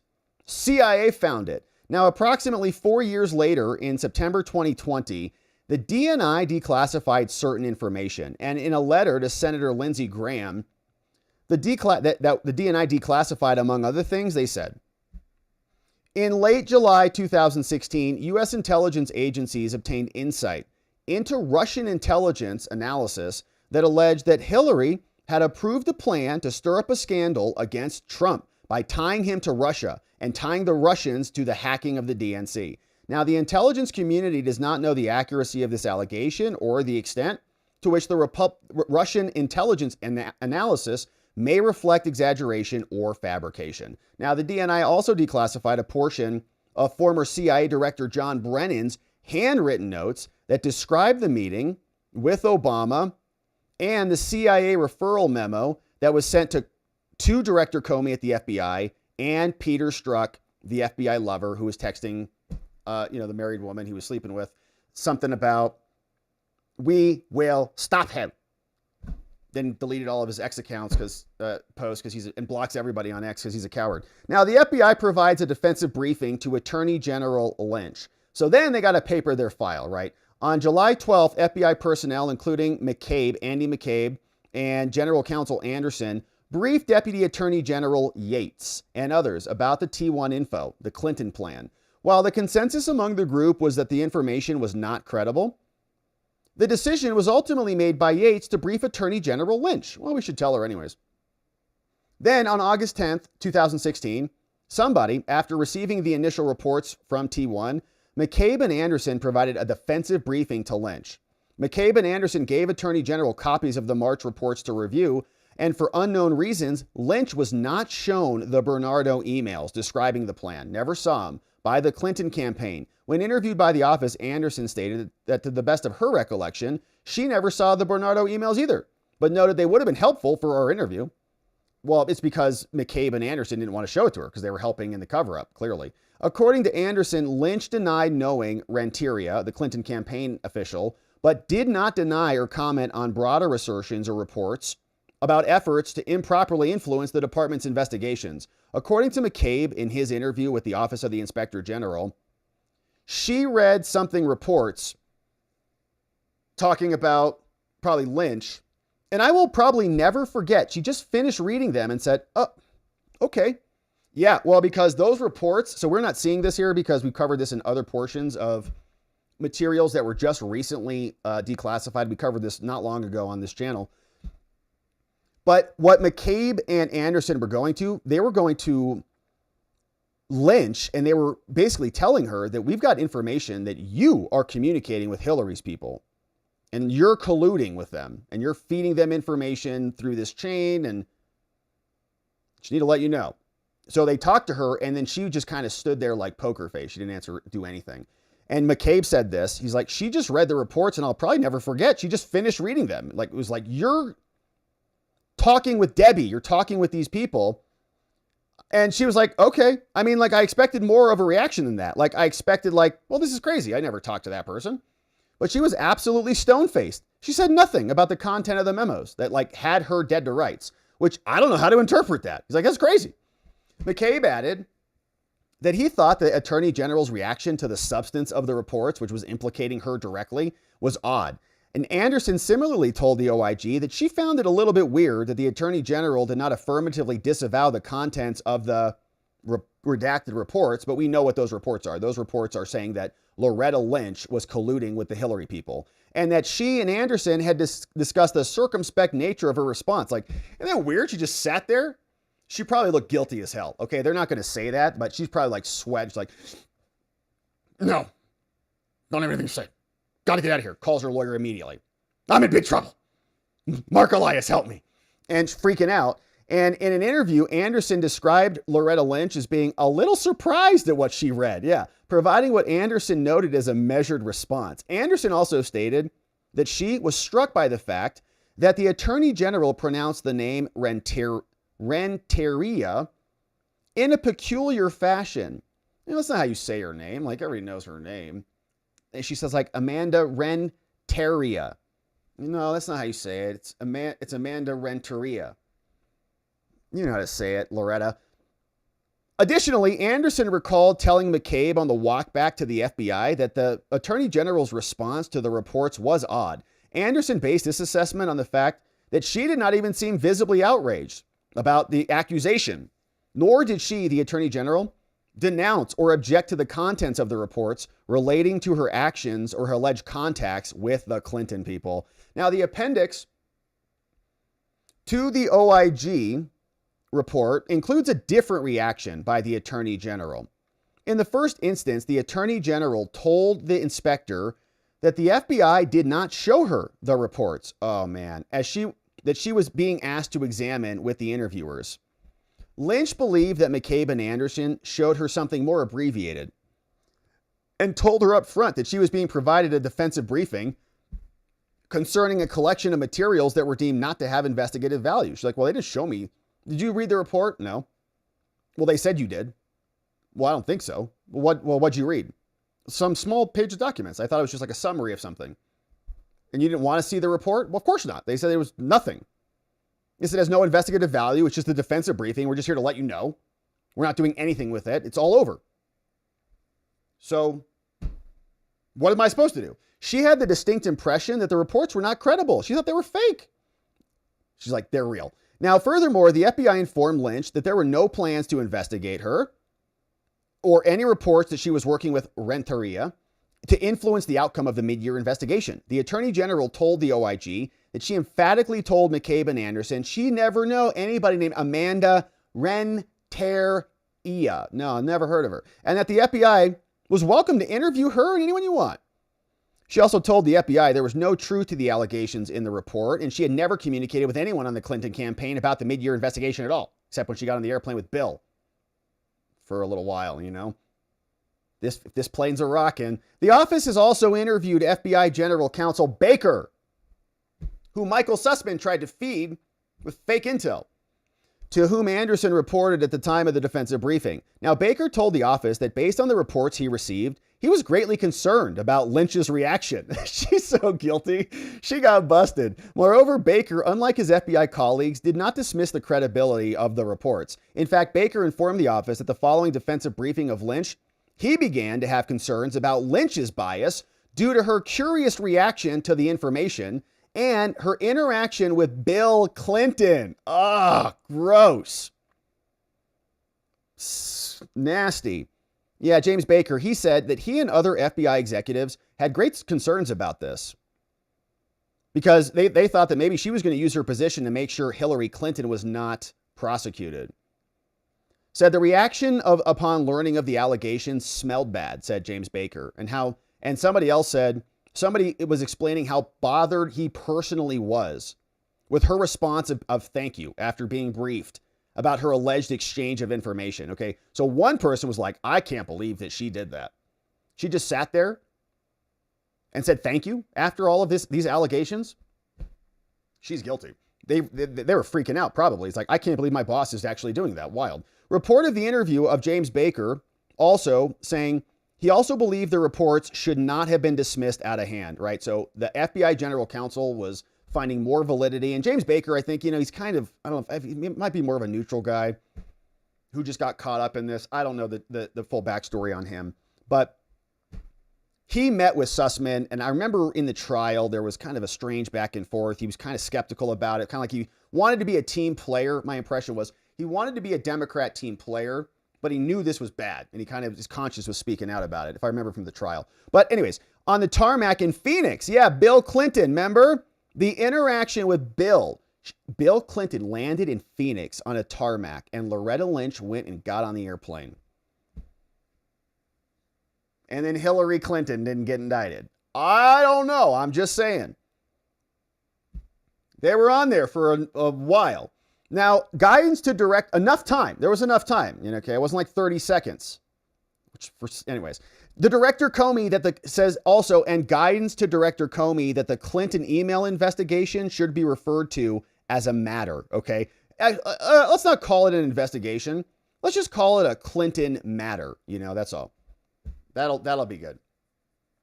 In any event, on August 12th, following the defensive briefing of Lynch, Anderson drafted a memo summarizing communications between the FBI and the department, outlining the steps that we took to communicate the reports that were collected from T1. Now, as discussed above in that memo, Anderson outlined 4 reasons why the FBI said, this is ridiculous. First of all, it's hearsay. Second, someone probably exaggerated it. And third, someone else who copied it may have exaggerated it. And it's probably a bad translation too. So we just don't need to worry about it and just not really do anything. So fourth, it was the translation. Now, the FBI's assessment of the report conflicts with the CIA, which, noted above, assessed the information not to be a Russian fabrication. CIA says it's good. FBI doesn't do anything with it. Now, Comey subsequently testified before Congress that the sensitive intelligence was among the reasons he decided to announce the conclusion of the FBI's investigation of Clinton's private email server without the participation or awareness of the Attorney General or the department. According to Comey, although he believed the assertions in the memo concerning Lynch's behavior were not consistent with his own interactions, he was concerned that if the information leaked, it could undermine the public's perception of her impartiality. Well, if they know she's corrupt, then we're all screwed. So in short, neither the office nor somebody have been able to determine definitively whether the purported Clinton campaign plan, something was entirely genuine, partially true, a composite pulled from multiple sources, exaggerated in certain respects, or fabricated in its entirety. Give me a break. It was entirely genuine, from Michael Steele all the way up to Hillary Clinton and Barack Obama and the rest of them. Nonetheless, the late July 2016 Sensitive Intelligence, which is a senior intelligence official, described all of this as really concerning, and it made its way up to CIA headquarters. Director Brennan appears similarly to have recognized the significance of this information, and he briefed everybody about it. He briefed the president, the VP, the AG, everybody, and they did nothing with it. Nothing. Moreover, in early September, the CIA prepared a referral memo on the information regarding the purported plan that went to the FBI. CIA knew about it too. And the information was included in an intelligence note prepared in September related to Russian election interference. In other words, the Russians were being exaggerated by Hillary, making something that is nothing into something. Thus, the record reflects that the FBI was fully alerted to the possibility that at least some of the information it was receiving about the Trump campaign might have come from Hillary, or that it was the product of Russian disinfo. Either way, despite this awareness, the FBI dismissed it. Dismissed the T1 information, not credible, without any investigative steps actually have being taken to either corroborate or disprove the allegations. It's a cover-up, okay? They were covering it up. They knew Hillary Clinton was doing this, and they just made up a justification. Hearsay, exaggerations times 2, bad translations. This is a cover-up. Now, they also talk about the threat of foreign election by foreign government number 2. Now, as noted in the public report in November 2014, the FBI received information from a longtime CHS, confidential human source, operated by Field Office 1. The FBI also received corroborating information from 2 separate authorized foreign intelligence surveillances that redacted. Although redacted, it was widely believed that redacted. One person directly tasked by the leader of the foreign government too, which I wonder who that was, with helping to facilitate his plan resided overseas at that time, but had indicated they were going to fly to the United States. Field Office 1 sought FISA coverage of non-U.S. person 1 almost immediately to get access to the email accounts before they got here. Now, although Field Office 1 attempted to obtain expedited approval of FISA, it waited in limbo for a while, for approximately 4 months. And according to another agent, the application lingered because everyone was super more careful with scared with a big name involved, okay? Man, this FBI, they get this foreign source. It's going to involve Hillary. They want to tap that phone. No one wants to tap it. They were pretty tippy-toey around HRC because there was a chance she would be the next president, and they didn't want to go and spy on her. They just want to spy on Trump. Similarly, Field Office 1 Special Agent SAC told investigators that when she spoke with the counterintelligence director, they alluded to the fact that they did not want a presidential candidate on tape, even though the field agent believed it was a very remote possibility. Like, she doesn't even talk to that person, but she might talk to that person. So if they tap that phone, she might get on there. According to the records the office reviewed, it appears that the delay also may have been partially attributable to a decision to await the confirmation of the incoming Attorney General. Now, although non-U.S. person 1's travel to the United States was postponed, the department eventually decided it would authorize FISA, but only after there was a commitment that Clinton and others who were being targeted by foreign government too would get defensive briefings. So then Hillary knows, don't talk to that person, okay? Don't talk to that person on the phone.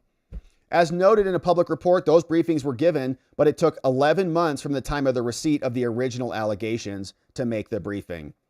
Now, we've got a big fat redacted paragraph here under the section about Carter Page's FISA warrants. As set out in the unclassified report, the leadership of the FBI directed that Page not be interviewed at the time that he sent a letter to Comey volunteering to be interviewed. And in fact, no interview of Page was approved by Comey until March 17. Page then voluntarily had not 1, but 5 interviews. The relevant FBI interview document, the 302 interview reports, do not indicate that Page was ever asked about the above referenced email sent to the campaign in July. So this looks like it's an email. And the FBI's reasoning for not asking is unclear. Put another way, despite the fact that the email, the FBI's assessment of its import, were included in the 3 of the 4, I wanted to say pages, but it's not, it's Page, his FISA applications, 2 of which were submitted to the FISA court after the FBI had already interviewed Page. So they needed to go spy on him after he was talking to them. On November 2017, in that date, however, Page's email to campaign officials was explored by Adam Pencilneck censured Schiff during Page's testimony before the House Select Committee on Intelligence. In his testimony, Page confirmed to censored Schiff that he had sent the email in question, which led to Schiff asking the following. Dr. Page, Mr. Steele in the dossier, which was fake from Schiff, makes reference to a meeting that you had with a representative of the presidential administration. Did you meet with any representatives of the presidential administration while you were in Moscow in July of last year? Well, just that brief greeting I mentioned. So the only person you met, says Shifty, you only met with a single person from the presidential administration, and that was Dvorkovich? Yes, sir. Again, being very careful of the distinction between met and meeting. Yes, met. Okay, so on July 8th, says Pencil, you wrote in an email to the campaign that you had incredible insights and outreach that you received from Russian legislators and members in plural of the presidential administration, Page says. Hey, Pencilneck, though there has been, again, great feedback and positive feelings were expressed in public forums, and just reading the newspaper in Russian, there was hope for the future. Later, Schiff inquired as follows, saying, Mr. Schiff writes, Dr. Page, I'm referring to Bait Stamp Redacted, in which you relate that you had received insights and outreach from Russian legislators and senior members of the presidential administration. What members of the administration did you meet? No meetings, pencil. You know, it's insights versus outreach. The insights were primarily based on the materials or the ideas that I read in the press, similar to my listening to President Trump in the various speeches that I heard of his. Finally, Schiff ended by stating, Mr. Schiff said the following, and what you have related privately to the Trump campaign, that you met with the Russians, you did that? He says, I do not see the word meeting anywhere. I never met with him, Congressman Schiff. Again, outreach is available. Incredible insights were provided. Now, Page was correct in his assertion. His email did not mention any meetings, but Adam Pencilneck Schiff didn't care. Now, the Senate Select Committee on Intelligence report also discussed this email about Page's trip. The report described Page's testimony regarding the email, noting that he had difficulty recalling the alleged high-level engagements referenced in it. Page also testified about the incredible insights and outreach, met with academics, exchanged with academics over dinner. Somebody worked for the Duma, Russian parliament. Member, couldn't recall some other name, Dvorkovich, New Economic School commencement ceremony. I was there at a dinner. Page also told the committee that the unnamed staffer and Dvorkovich were the only two people that he directly interacted with while in Russia. And so his testimony was consistent with his public statements that he made with confidential human sources and statements made to the FBI. But the FBI yet assessed in both April and June FISA renewal applications that the email that he sent was evidence that he met with Russian government officials. They didn't care. Like, what is this email about? He's like, I told you, it's all this. And they say he's meeting with the Russians and the presidential administration and Sekin and Devikin, filing false documents with the FISA courts that they know is false. At a minimum, the various statements of Page, including most particularly the recorded statement, it should have brought the attention of the OI and the FISA court in a more fulsome way to say, you don't deserve a warrant for this guy because he's not doing anything wrong. Relatedly, as noted in the unclassified portion of the report, nobody was informed that the source stated that Page had told the source that Page had met with Sekin during a post-election trip to Russia.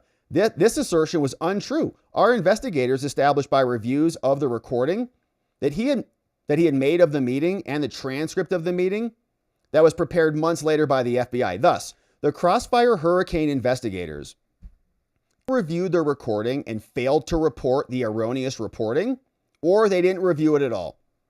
In either case, the court was not deprived of any information that could have cast doubt on the reliability of the information that justified the warrant. In addition, no one was apprised of the doubts of some of the Crossfire Hurricane investigators about the source's claims, or the possibility that Sekin would have no interest in meeting with Page at that time. Bunch more redacted here. And here's a link exchange between a case agent and an analyst at the FBI. This is their little text messaging server. Here's another one. CHS reached out to me today. Remember that Page told CHS that he met with Sekin this past trip? Come on. Case agent one, supervisor, come on. He met with Sekin? Yep. Said CHS just remembered it yesterday after reading Sekin's name in the paper. Says, okay, well, we need that audio then. I mean, if it's a source, he's got the audio, right? Analyst, man, yeah. I just don't get him referring to Page or Cohen at all, man. It's like they're living in a dream world. That would be pretty interesting if he really did meet with him. What possible reason would Sekin have to meet with him now? It serves no benefit to him. I really believe he exaggerates his meetings. Okay, this source. He just makes crap up. He may have been in a meeting where he was one of 200 people or something. Like he was in the room. Okay, whatever. Redacted and redacted. And the application also summarized, so some more warrant stuff, a June 2017 interview of Klementov conducted by Mueller's investigators. In that interview, Klementov stated he was familiar with Page's visit to Moscow when Page spoke at a school, New Economic School, but noted that it was unlikely that Page met with Sekin during the visit. But they still got warrants anyways because they just wanted to spy on Trump. The final renewal application, however, discounted his supposition that Page did not meet with Sekin, didn't tell the judges because they're liars, In particular, the application explained that Klementov may not have known about all of Page's meetings. And the final sentence is redacted. So that's what we've got from the classified annex. And we need to see some indictments. We saw pure evidence of Obama being briefed that Hillary was behind all of this stuff by John Brennan himself. The FBI came up with excuses not to investigate that to protect her.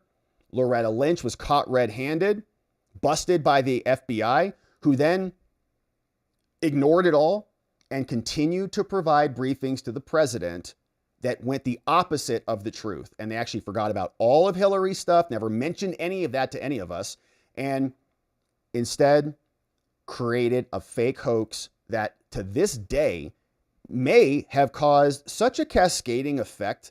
I mean, this whole Russia-Ukraine war might have started from this, okay? And through the domino effect, cascaded into the animosity against Russia because of a seeded anti-Russian propaganda piece that led half the Democratic Party, if not the whole Democratic Party, to think the Russians hacked our election and gave it to Trump. He was illegitimate for 4 years. Many of them thought that, still think that to this day. And that this second term is also illegitimate because of that first illegitimacy. And has justified maybe all the Democrat love for Ukraine to stop Russia, right? Zelensky, hundreds of billions of dollars. All of the things that Joe Biden did against the Russians, seeded because of this narrative, right? They're in alignment with their final operation to try to stop Trump. Now, Trump won. They attacked him, and he won again.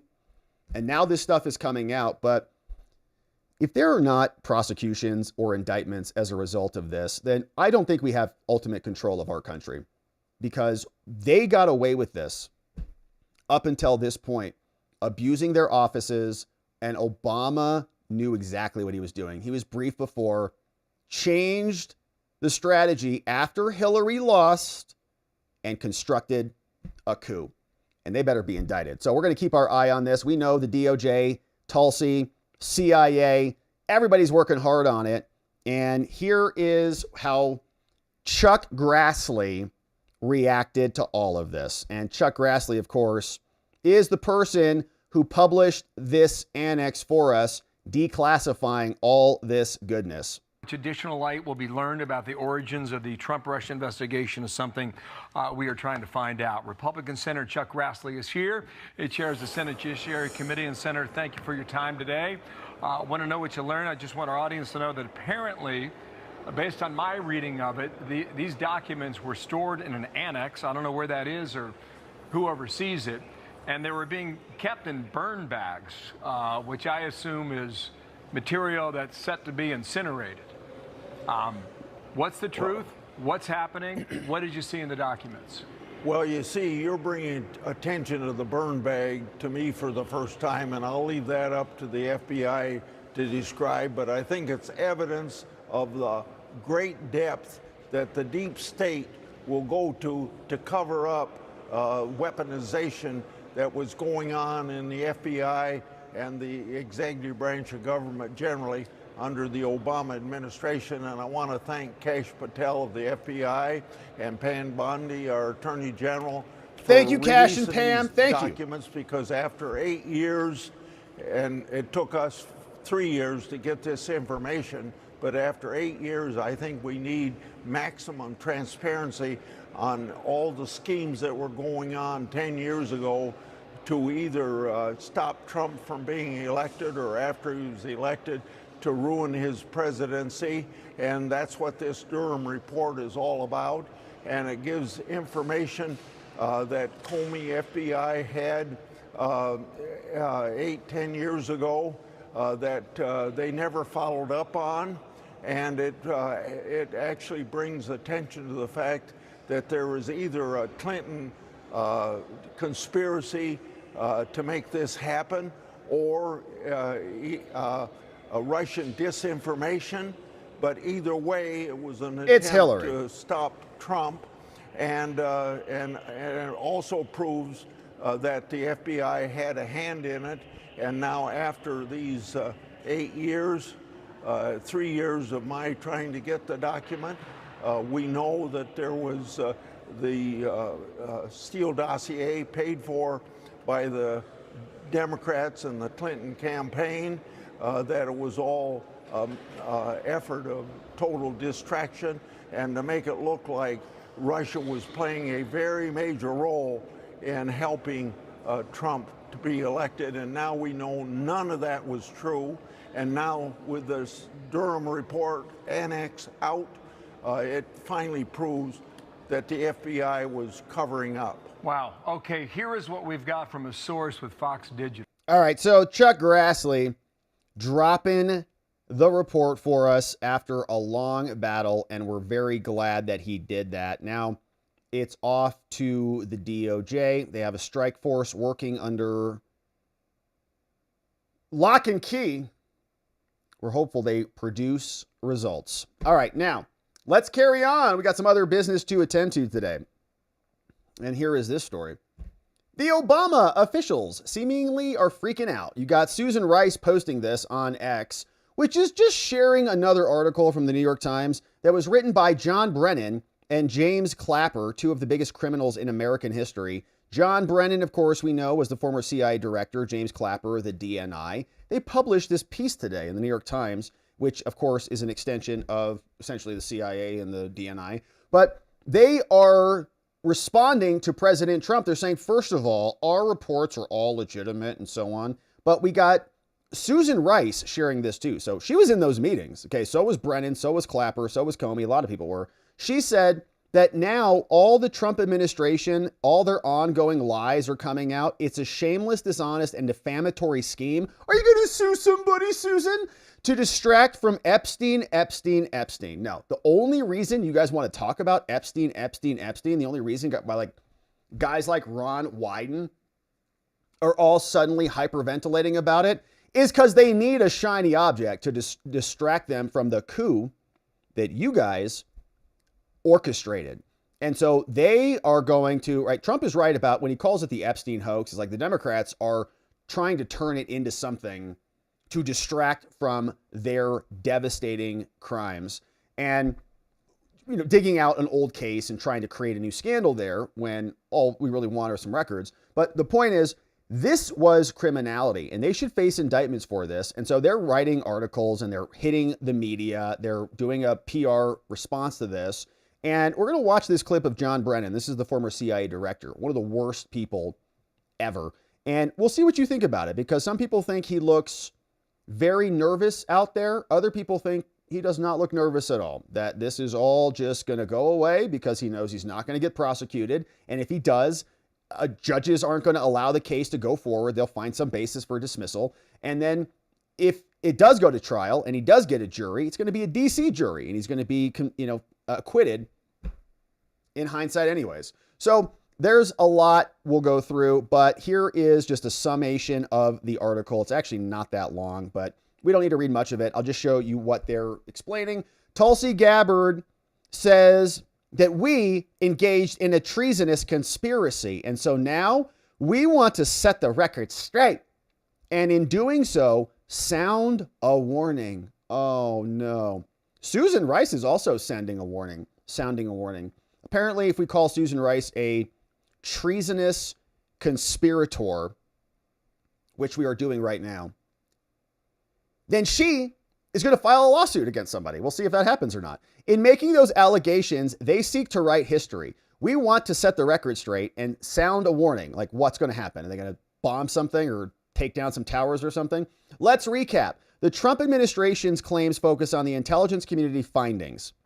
The assessment found the Russians had a clear preference and blah, blah, blah. We saw that. It was made up and it was terrible. Some external critiques have noted that parts of the investigation could have been handled better.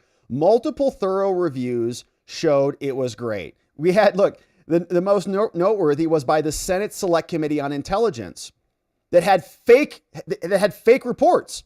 In the interviews, the Senate report said all analysts said, anyways, so they say that the analysts was amazing. So you can read the rest of the article. It's not even worth it. They're just liars. They're flat out liars. I can't even stand them because they're just lying through their teeth, and they're in positions of power, and they're abusing their positions of power and lecturing us about it. Well, Here is John Brennan, the CIA director. Let me know what you think. Do you think this guy's nervous, or do you think he sounds calm as a cucumber? the director of CIA and the director of national intelligence make referrals to the Department of Justice. I think the Department of Justice has to do something to respond to it. So putting together an internal strike force, whatever, to take a look at this information is certainly, I think, understandable. But also, I'd like to think that professionals in the Department of Justice will dismiss any of these referrals because they're baseless. They really are. So again, I stand ready to continue to talk about the assessment and what we did during that period of time. Wait, he sounds a little nervous to me. I've seen a lot of John Brennan here. We've watched a lot of his disgusting face on Jen Psaki's show.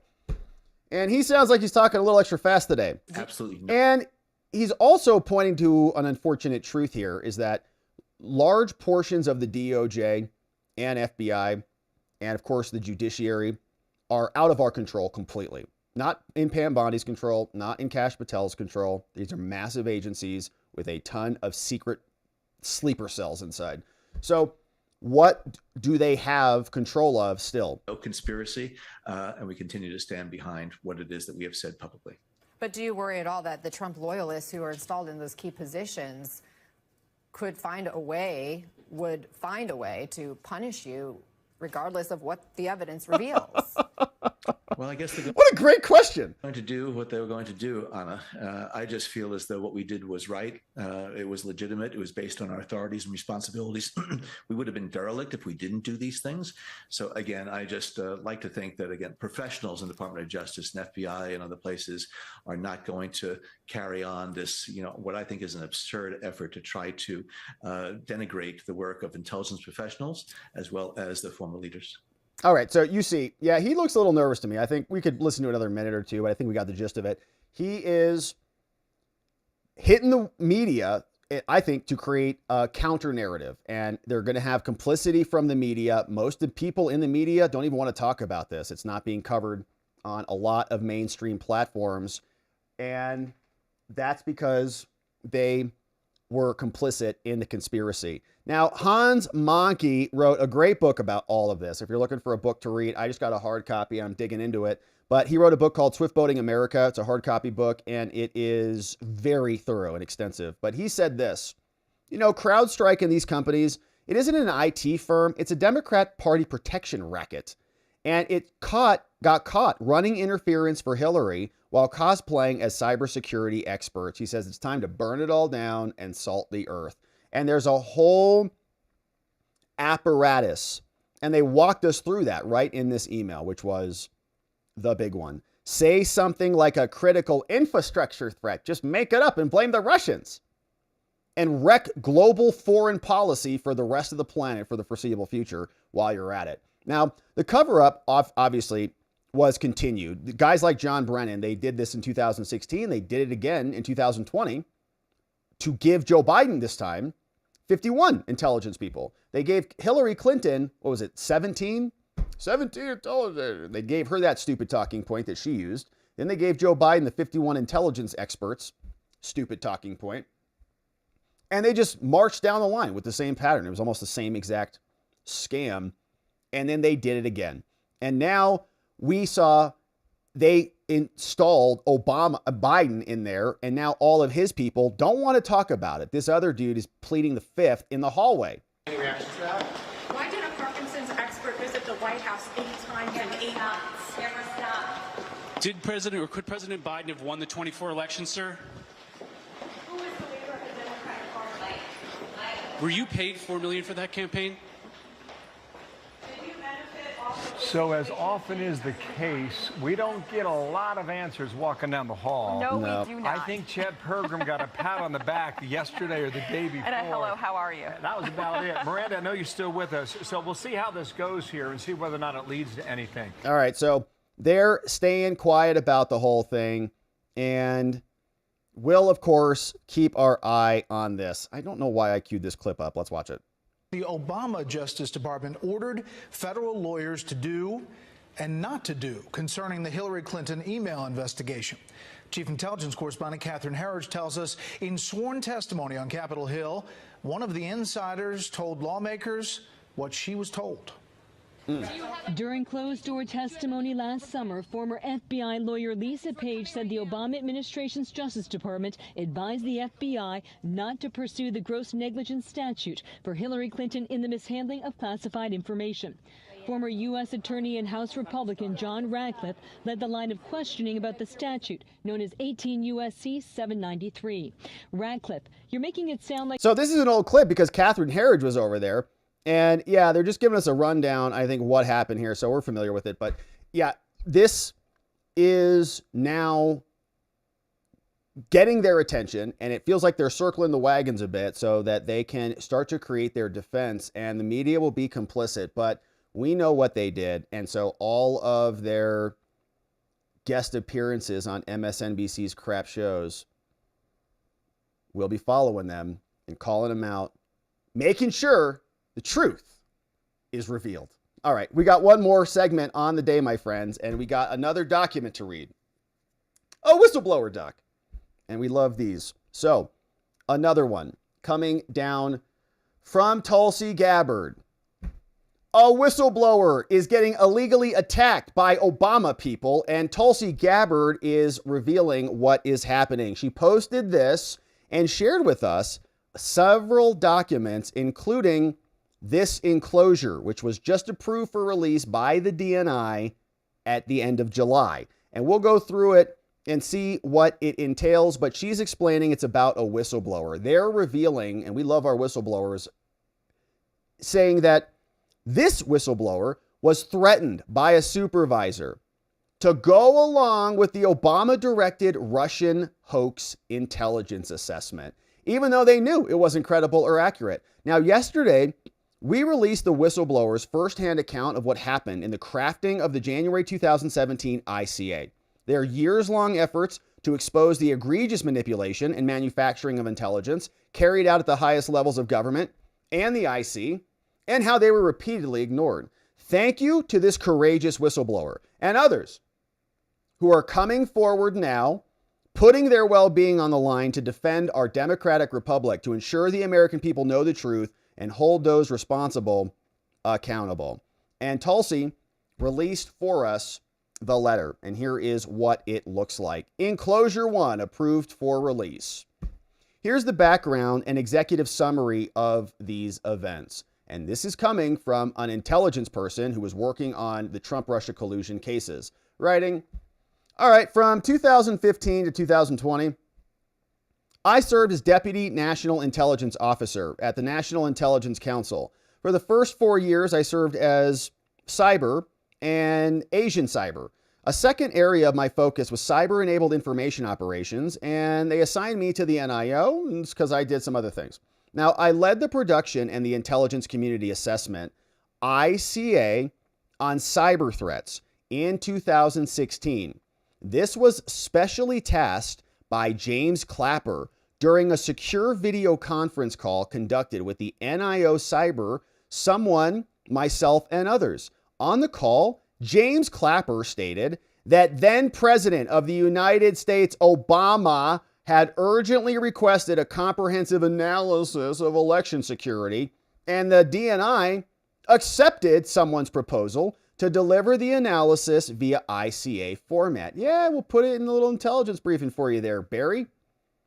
I completed and delivered the 2016 ICA prior to the November 2016 polls, like before the election, and was commended for these efforts in my annual performance review by this person and the vice chair of the NIC, this person.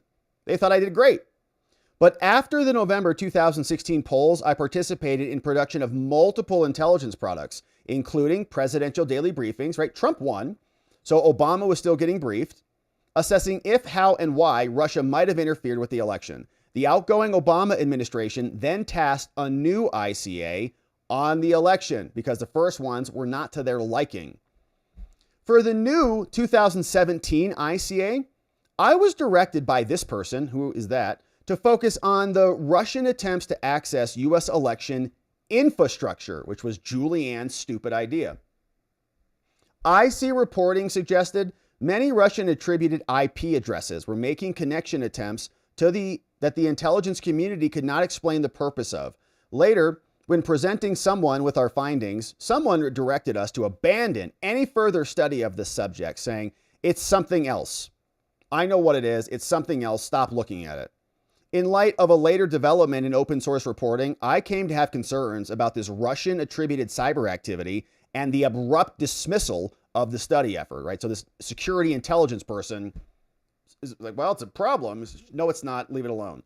In addition, I noted other nations' efforts to influence the election, but this critical context was omitted from the intelligence report. They just wanted to make it about the Russians so that they could seed, with the help of the Ukrainian oligarchs, a new war against them. During the conversion of the 2017 report to top secret and unclassified, key context was not included. Oh my gosh. I was pressured to alter my views on the key judgments with the expressed intent by this person that my concurrence was sought to enable this person to sway the views of the Defense Intelligence Agency. Underlined.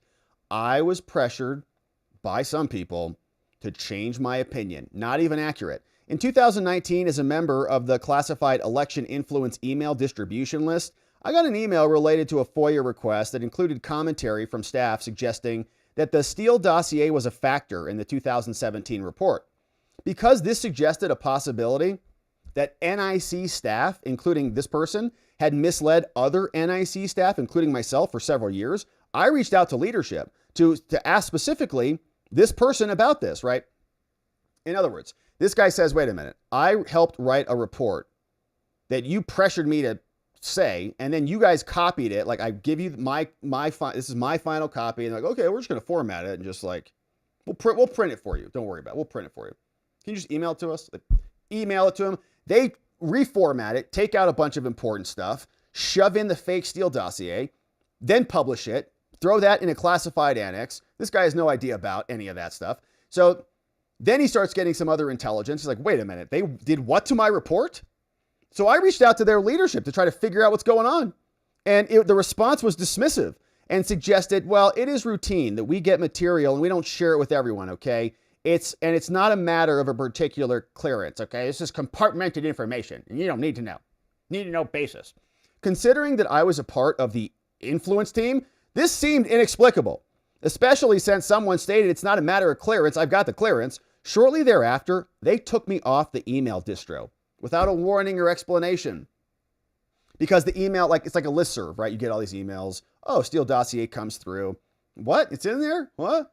He looks into it. They take him off because they're all a part of the cover-up. The FBI is rotten through and through. And unless Kash Patel comes out with guns blazing at that agency, we're going to be stuck with these disgusting people. And it's not just the FBI, right? This is the entire intelligence agency and CIA and all of them. FBI is just a moniker and a fill-in for the rest of them.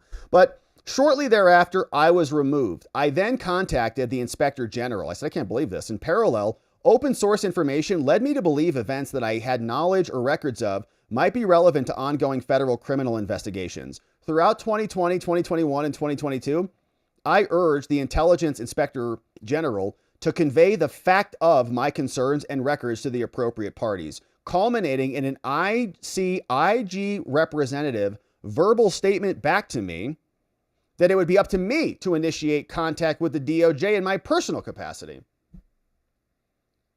They're like, well, if you want to do something about it, you got to contact your lawyers.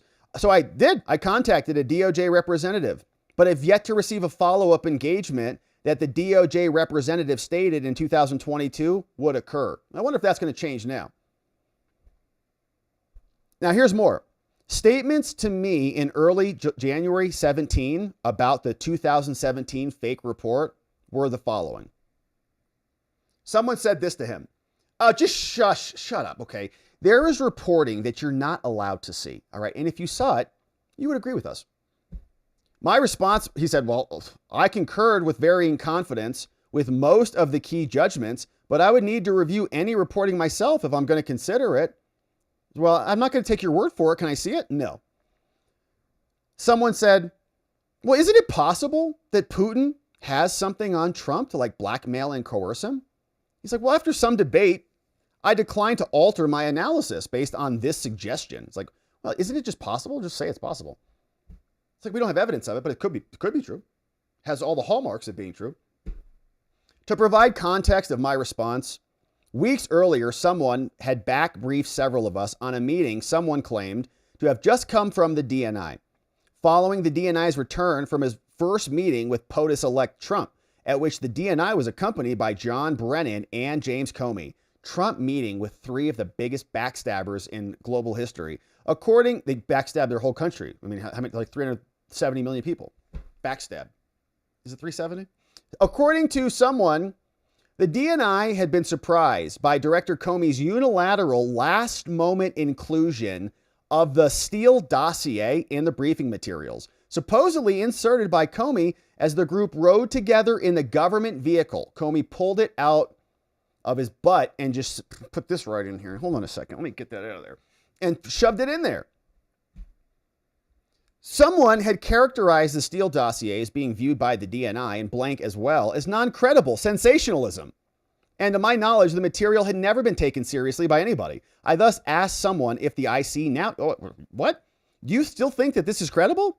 The response was non-committal and evasive, implied incriminating compartmented reporting might exist, but I suspected so-and-so was echoing a public narrative that the IC ostensibly viewed as false as a way for me to justify logical contortions to arrive at the analytic judgment that they desired me to reach.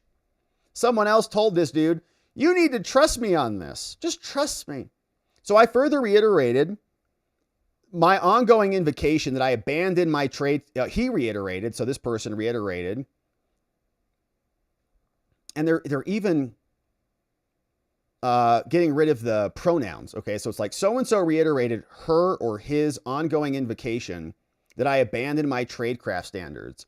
He, I would say, that looks like a he, had told me on prior occasions that he viewed my analyst culture in tradecraft as pseudo-religion. He did not share, and I had stated that I needed to demonstrate my ability to outgrow it in order to get promoted. You just have to play the game, okay? Do you want to be a senior executive service or not? I held firm. I explained that the religion of analysts, as it was like a two-letter name, called it, to which I belonged, meant, or an acronym for a position, meant I could not claim to concur with the analysis that I don't believe in. I explained that I would defer to this person as the NIO on the NIO cyber analytic line, but I would not say that I agreed with the analysis. So then this person, visibly frustrated, said, I need you to say you agree with these judgments so that the DIA will go along with them.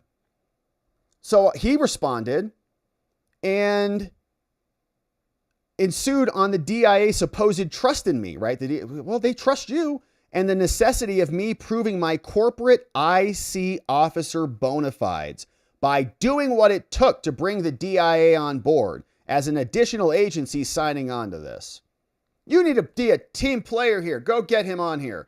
I declined to do so, citing my adherence to the DoD analytic objectivity standards. Man, shout out to this whistleblower. Thank you. And remembered aloud to blank how blank they used to give us a little card to wear on our lanyards, reminding us to remain analytically objective. Man, this guy was like, you guys should be better. They used to have this embedded in the culture here. Maybe we should go back to that.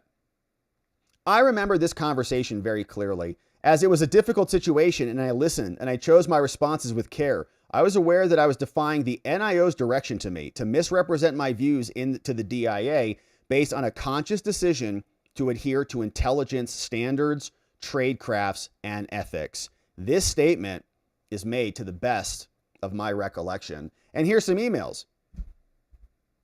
Now you can see this one looks like it was sent back July 9th, 2023. And July, are we going backwards here? All right, let's just read them in the order they gave them to us. See what we got. All right, so first one is, this is a newer email, July 19th, 2025. So like, not old, like very new. So this was just forwarded from somebody to the odni.gov. FYSA, USSF, and Congress, copied can provide referenced oversight report via JWIX. And this came CC to odni.gov and spaceforce.military. And the subject is non-DOD source, forward, intelligence oversight, SAF-IG statement that our office is not informing congressional committees. It just got forwarded like 2 weeks ago. It's an old email. From spaceforce.mil to civil liberties at dodig.mil about this.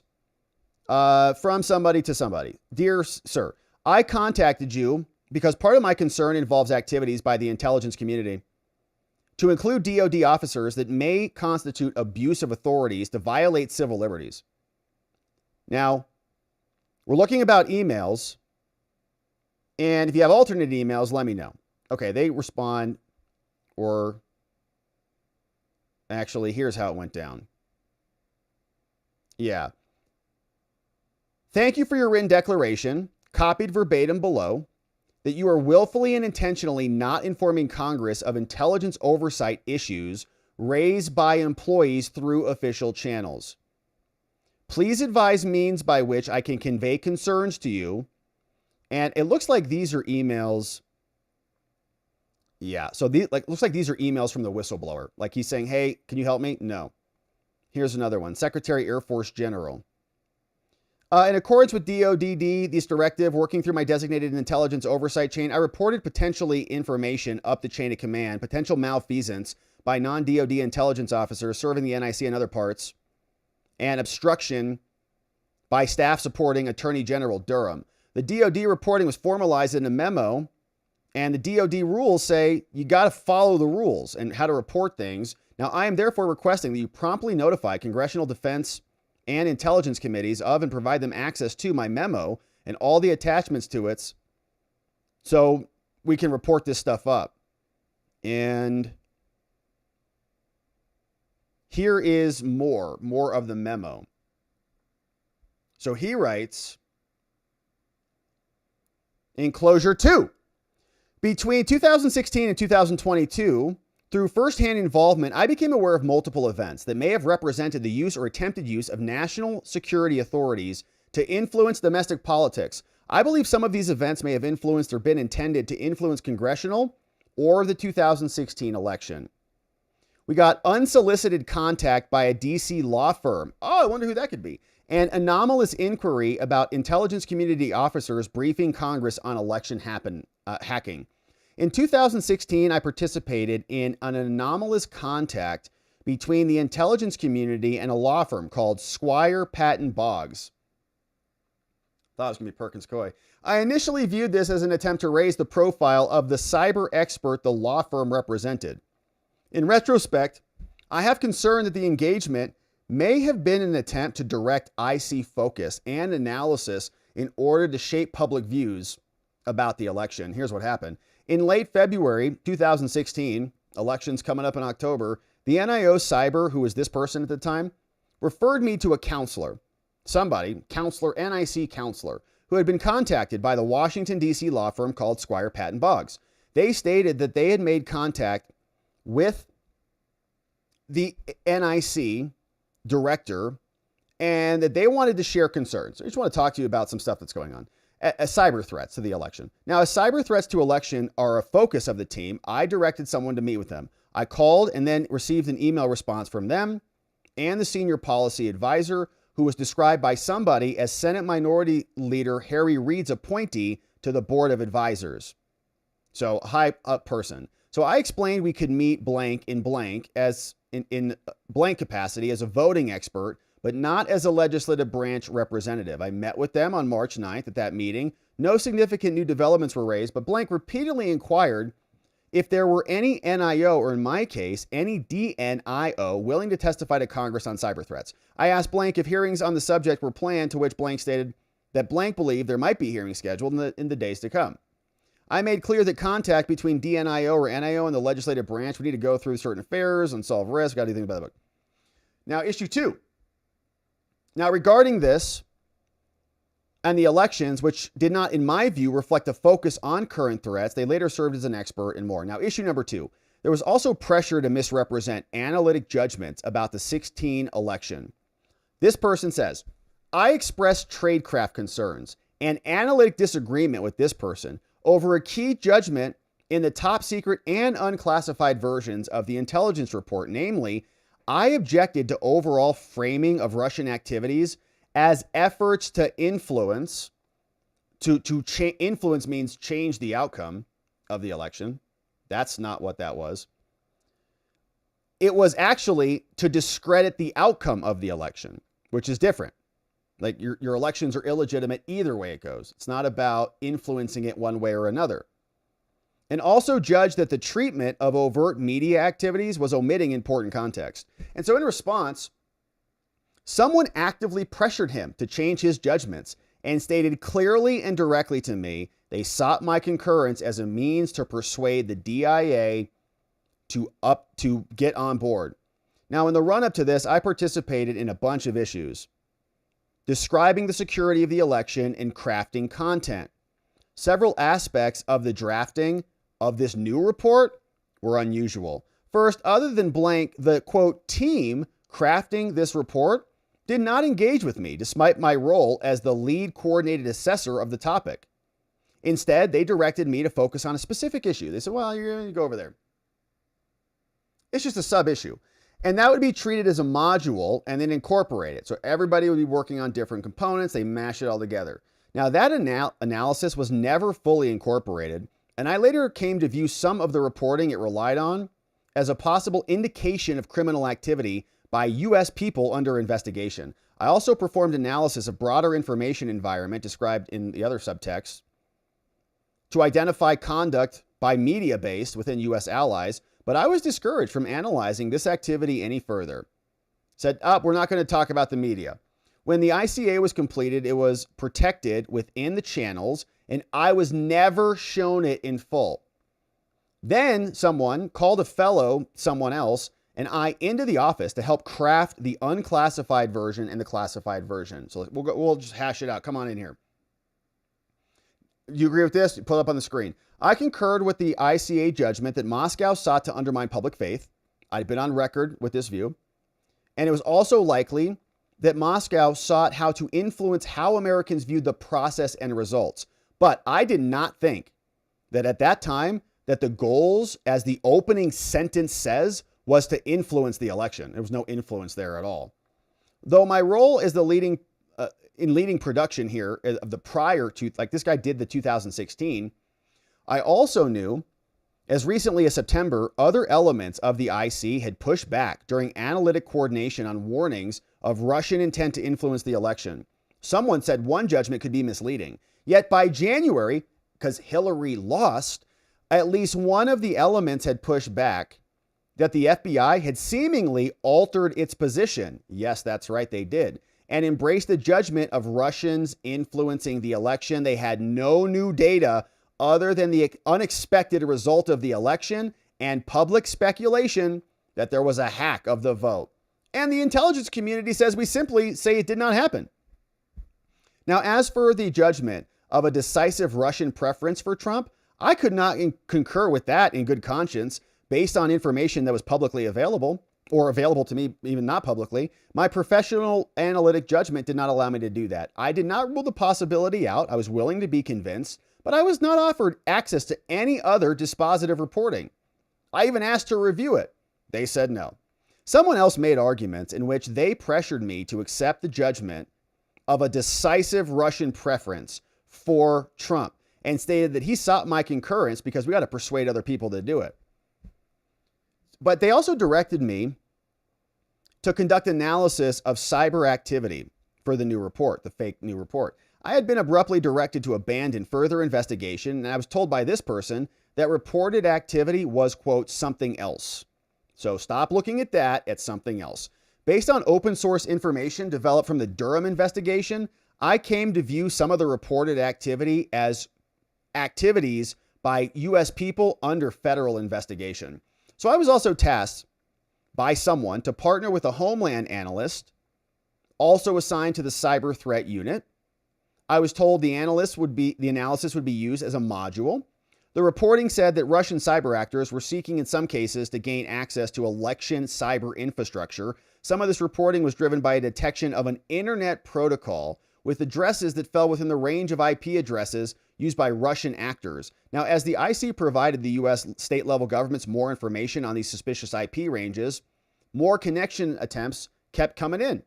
While there was at least one case of exfiltration of personal information, it was only a brief interaction, and in no case in 2016 did we judge any observed malign or unexpected cyber activity that was capable of altering any U.S. votes.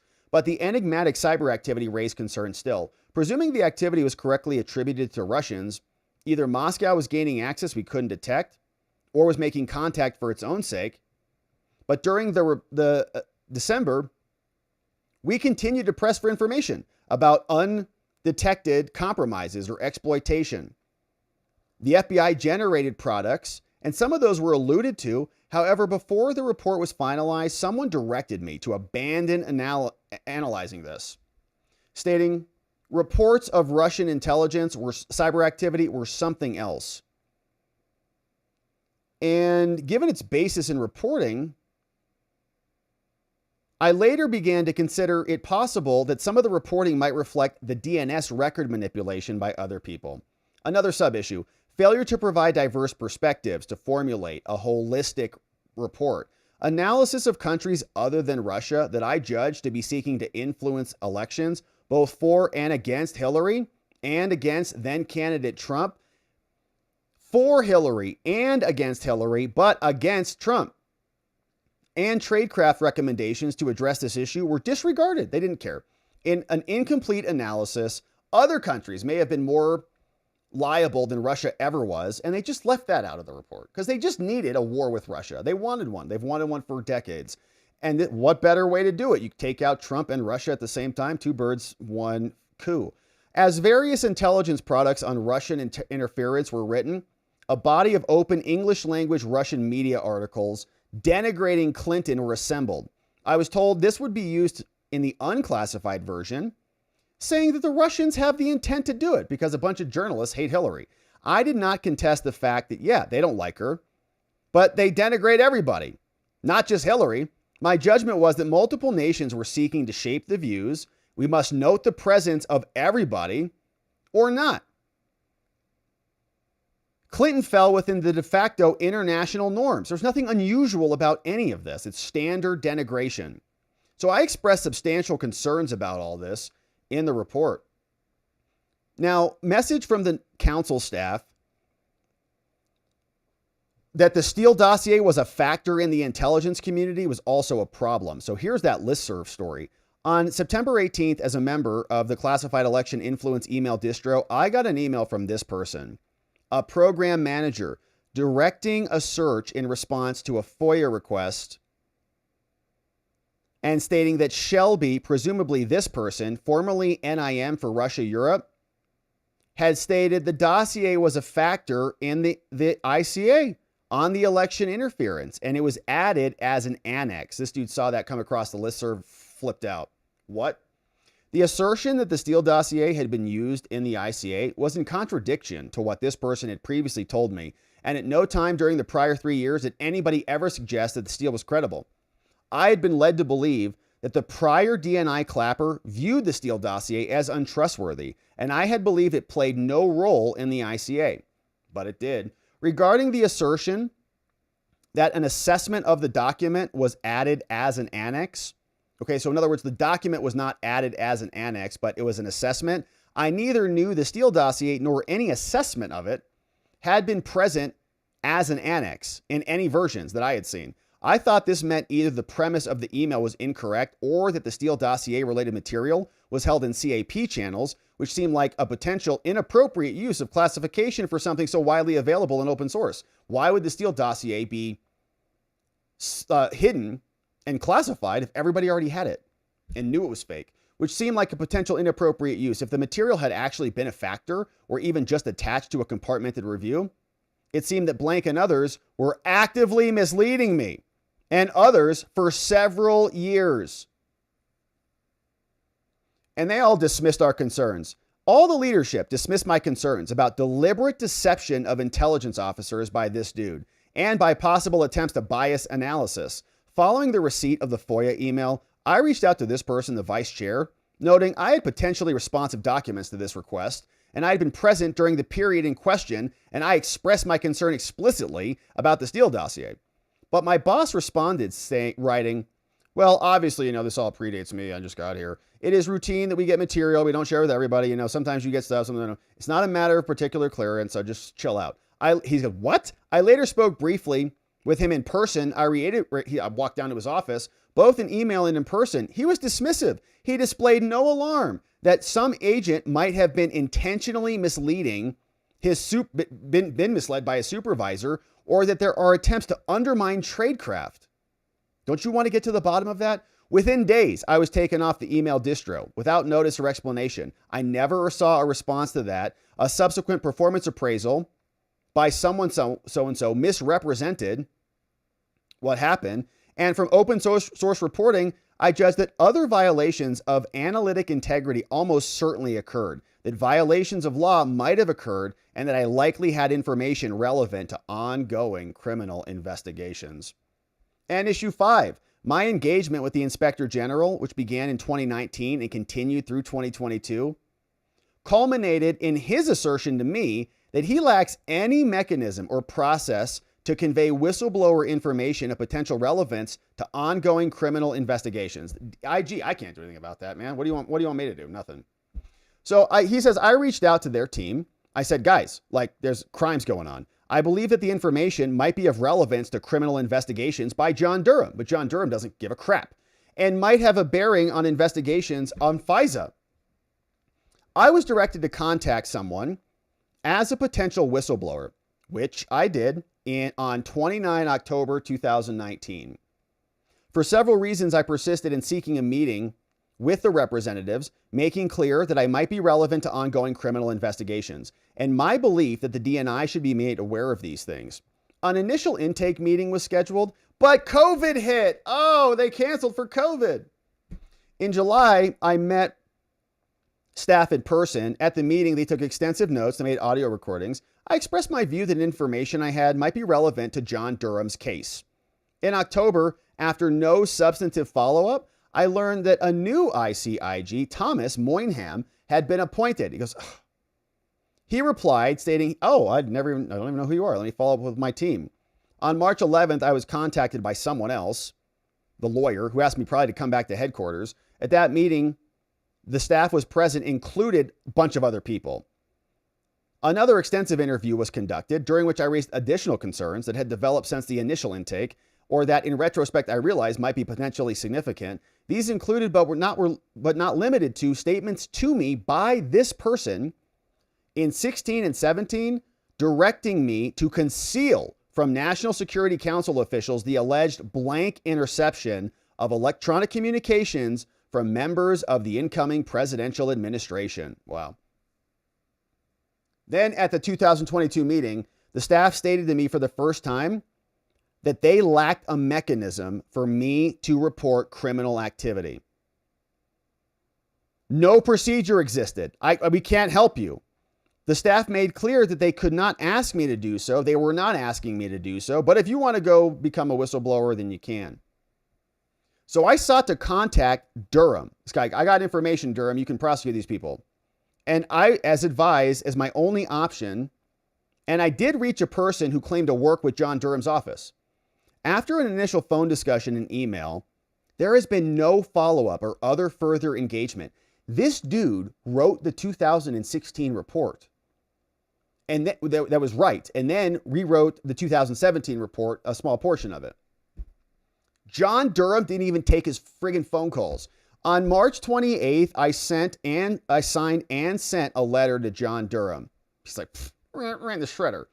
Whistleblower. After days went by without any indication that my letter had been received, and given the potentially criminal nature of some of the events which concerned me and the occurrence of some of these events in Virginia, I contacted the office of the Attorney General in Virginia via priority mail. They had gotten my letter. They said, well, okay, fine. The Attorney General will convey it over to Durham then. So then in April, I received a phone call from someone ostensibly supporting Durham. We spoke by phone to the extent possible at an unclassified level. Then on May 3rd, via something, a classified network, I sent Blank a series of 10 emails describing the situation and information I had, as well as additional concerns. The following day, I sent more emails. Someone replied to the effect that the special counsel was busy with trials. Puh! What trials? Sussmans? You lost? But they would get back to me. Following the conclusion of that trial, which he lost, no contact from Blank or anyone in the DOJ was forthcoming at all. I was never asked to interview or test any, because it was over. Because Durham, mop-up boy Durham, mopped it up. On September 29th, I emailed the Blank to note of my concern of the ODNI classified email systems and that the networks were somehow losing all of his emails, and email messages got lost in the hope of some order of preservation. Since September 2022, I've received no communication from this or any person from Durham. At present, I do not know if Durham has ever been made aware of my concerns or my records at all. All of it just kept off the books. Yeah, and this was the Michael Sussman trial. Here are his end notes. And that came down from another whistleblower. Tulsi Gabbard is just dropping juicy nugget after juicy nugget. And we hope this continues, man. Nothing would be more beautiful than a slow drip, death by 1,000 cuts, just information, just stack pages, baby. And then we get indictments, and they can just squirrel around in fear, knowing what they did is coming out thanks to amazing whistleblowers like that person. So Tulsi was out with Glenn Beck, and here is what part of this conversation sounded like. There? I have seen up close and personal the tactics that are used by those who care more for themselves, their ambition, their job, their influence, their political interests, their selfish, self-serving interests than they care about the Constitution. That every single one of these law enforcement and intelligence community professionals swear an oath, just like I have, both in uniform in the military and as a member of Congress and as Director of National Intelligence, to support and defend the Constitution of the United States. This is why what we are doing matters so much. So yes, I have my own frustrations, trust me, but my resolve is focused and is rooted in my love for our country and my belief in the values and principles that our country was founded upon, and therefore the responsibility that I carry to do something about that which we are revealing, that which I am seeing and experiencing firsthand. It is a heavy responsibility, but it's also an awesome one, and I spend every day doing my best to fulfill it. All right, so Tulsi Gabbard. Lots of platitudes there, but nice to hear from her. Now, we also got Caroline Leavitt was out today, and she was dropping the nuggets on the Hillary scam, too. Well, I think a major organization of the national security apparatus, at least here at the White House within the National Security Council, has indeed taken place, and the president entrusts his current CIA director, John Ratcliffe, and our ODNI director, Tulsi Gabbard, to make the necessary changes to ensure classified intelligence, especially that could implement or hurt the national security of our country, does not make its way into the hands of irresponsible actors who want to politicize that intelligence for their own end. Since you brought up the declassification report that was put out by Senator Grassley today, I'm glad you brought it up, because this should be a story every outlet in this room should be covering. This is further evidence that Hillary Clinton approved the Russia hoax against President Trump. Her campaign financed it. Again, she approved it. And the FBI and the CIA were both weaponized to, as our director of CIA has said, accelerate this hoax against then candidate and former President Trump. To answer the heart of your question, the president wants to see justice served, and he trusts the Attorney General and the Department of Justice to implement that justice and hold these people accountable. We hope that is coming soon. Over to you, Pam Bondi and DOJ Strike Force. So shout out to our whistleblowers. We very much appreciate our whistleblowers. And yesterday was National Whistleblowers Day. And your boy got to go hang out with some other amazing whistleblowers. And so let me share some of these photos with you from our time in DC. But you may remember some of these dudes, like this guy right here. That's Gary Shapley, baby. He was one of the senior IRS whistleblowers who busted Hunty Poo in his scam.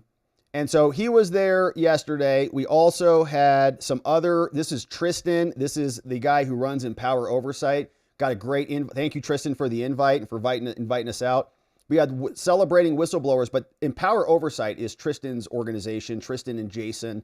And Jason is this fellow right here. And they are doing an amazing job representing whistleblowers out there. And we really love our whistleblowers. In fact, here were some of them. You remember all these dudes up here from a lot of the things that we've covered here. This is Garrett O'Boyle. Shout out to Garrett O'Boyle. He's on X. This is Steve Friend. Shout out to Steve Friend. He's on X. This is Marcus Allen. You know who he is. FBI whistleblower. He was amazing. And this is Joseph Ziegler, who is the other half of the Gary Shapley team. And so shout out to the Empower Oversight crew. All the whistleblowers got a bunch of awards. They spoke. They said some amazing things that I think we should unpack here. So I've reached out, or I've gotten some numbers from a couple of them, and I plan on reaching out to others, and we want to bring them on the show so they can share more of their stories. Several of them cannot talk, actually. Several of them still have some limitations on what they can do. But there were some amazing people there, and it was a wonderful event. You can see we got Miranda Devine was also there. Your boy got to meet Miranda Devine. Look at that. What's up, Miranda? Shout out to Miranda. Huge fan of her work. We cover a lot of her work here. Miranda Devine was there. Very cool. And that's it. That's what we got. So it was an amazing time. Shout out to our whistleblowers. We love our whistleblowers. It was a great event. Chuck Grassley was also seated at our table, but he was there for like 2 minutes. Okay, so let me show you Chuck Grassley's seat right there. Maybe that wasn't his seat because he didn't eat. But Chuck Grassley was sitting right there. Your boy was sitting right there. Chuck Grassley was there. I thought I took a picture, but apparently I didn't. But anyways, he didn't stay long. He's like, I'm here. He gave a speech, and then he had to go vote. So it was a great time. Shout out to the Empower Oversight crew, and shout out to Chuck Grassley for helping to expose a lot of this stuff. I mean, we wouldn't have it but for these whistleblowers. And so we are happy to support them. We're happy that they're there. Hopefully you can support them in some way. Check out the guys over at Empower Oversight. Follow all the dudes I mentioned, and we'll keep supporting our whistleblowers and accountability and transparency in our government. All right, my friends. Well, it's been a beautiful day on a late night stream. Thank you for joining us. Ooh, it's 9 o'clock here. It's midnight over on the East Coast. That's where I just was this morning. Now, let's hear from you and see what you say about all of this. What a beautiful day it has been. Donut clipping for us today. Thank you, Donut. Well, that is really nice of you to do that. Thank you for doing that on this late night show. Oh, my goodness. You're amazing. It's a beautiful Tuesday. Happy Tuesday, my friends. It's going to be a great week. It's not Tuesday, is it? It's Thursday. So I scrolled way back. Sorry about that. That was all the way past the no sound. That was old stuff. It's not Tuesday. I'm like, what the hell? What Tuesday? What kind of day is this? All right, where are we at? What's up? This one, let's see where we're at today. We got some membos who came in, and Jason on blast. Let's see. Here we are. It's Thursday. It's Thursday. Thank you, Donut. I don't know where my screen was at. Thank you for that. Happy Thursday, my friend. Another beautiful kitty. What's up? We love our cats here. Shout out to the cats. Hey, Deanna Baz. What's going on? 4885. Welcome to supporter. Deanna Baz in the house. Hey, it's Rough Rob. How's your CPU usage looking? Right now, we're at 8.2%. Here, you want to see it? I'll show it to you. Yeah, we're at 8.2%. You can see it right here at the bottom of the screen. Here, let's see. We're at 8.2% CPU right now, 7.4% with the move. I'm having trouble resizing this thing. 7.2%. We got 0 drop frames. We're in business, baby. All right, I'm not going to try to figure it out. I'll probably screw something up. We got 0 drop frames, and we're only at 7.3%. 4177 kbps up. This thing is purring like a kitten, baby. Hey, Petty Eddie, just wanted to say thank you to a membo who gifted me another month. And hey, Rob, what's up, Petty Eddie? Thank you, Petty, for sending in a nice dono. We appreciate you. And glad you got a membo as well. What's going on, Jeffrey Adams? Hey, Mike Benz is doing some good work on this also. Have you ever thought about reaching out to him? So, you know, I heard that Mike Benz was supposed to be there yesterday. I was looking forward to meeting him at the dinner. But, you know, things happen. And so I didn't get to meet him. But I was told he was going to be there, and then I was going to say hello to him then and then hopefully connect with him. But I'd love to talk to Mike Benz. Yeah, Mike Benz does awesome work, and that dude is like a encyclopedia of knowledge. How does he cram so much stuff into that brain? I don't know. Jeffrey Adams, what's up, Chubby Stubby? Wasn't Durham a Barr crony? Totally. 100%. I'm not surprised at all that he hid information that made agencies look bad. He's an institutionalist, just like Barr. 100% right. And it was very disappointing. And he even wrote, like, we read it. We read his Durham crap report, and we read it. I'm like, oh my gosh, get a room, John. Pathetic. Hey, Drunk Pinata. High confidence, high fidelity. Hi, Rob. What kind of criminal statutes could be charged for the Russiagate scandal? Oh, well, I've got a whole list of this. So I'm organizing my notes into a much more accessible format. And so I will be sharing a lot of this publicly because I can turn this all into a website. But you can see here I'm organizing all my opposition research on all of these people. And so this is like, for example, for James Clapper, here are some of the statutes. And this is using some deep research tools. Like, I didn't write all this up. It's using some deep research tools, but here you go, perjury. So Clapper may have committed perjury in congressional appearances under 18 U.S. Code 1621. False statements, various false statements to Congress. Conspiracy to defraud the United States, 18 U.S. Code 371, obvious one. Deprivation of rights under color of law, 18 U.S. Code 242. Boom, you got 4 of them right there. Right, so that's for Clapper. And you could go through the list. I got documents on Strzok. These are all of my Oppo research files. And we're going to be publishing these because this is built in Obsidian, and I can actually just turn this into a website. So I got Lisa Page, we got Monaco, and there's also kind of some mind mapping functionality in here. And yeah, so for Brennan, for example, same thing. Perjury, false statements, conspiracy, deprivation of rights under color of law. He's got 4 there. Also, I was asking about state level prosecution. So for Brennan, New York, Virginia, maybe, civil actions. He's got a bunch of corporate board positions. Yeah. So anyways, lots of good stuff. Great question. And I'm having some fun getting organized. Anyways, what's up, Drunk Pinata? Hey, we got this one from Danta. D. Hant Tala. You back from D.C.? How did the Supreme Court audition go? You taken Thomas Erlito's place yet? Oh my gosh. So I forgot to mention this completely. That's wow. I also met a woman called Andrea. Andrea is amazing. She does some work over at War Room. And we were in an elevator and we just started talking. And she's like, well, what are you doing here in DC? I said, well, I'm going over to this whistleblower event. She's like, well, you know what else is going on? I said, what? She said, Emil Beauvais is having a celebration party. I said, Emil Beauvais? We love Emil Beauvais. She said, well, he's having a party right next door at Buttersworth. I said, well, after the whistleblower event, I'll see if you're still there. She was still there. And so I went over and your boy met Emil Beauvais and Todd Blanche was there and Jack Posobiec was there. And I met him too. And I met Mike Davis. Mike Davis was there. And I met Otto, the CEO of Article 3. Yeah, Bannon's War Room. It was Andrea from Bannon's War Room. Now, Bannon was not there. A bunch of other people were there. I got there pretty late. But I got to see the man of the day, Emil Bove. Of course, he's going to the Second Circuit Court of Appeals. Was one of Trump's lawyers. We've been following his work for a long time. So they were all hanging out. There's this place called Buttersworth over there. And it's Raheem's place. And so I met Raheem too. He was there.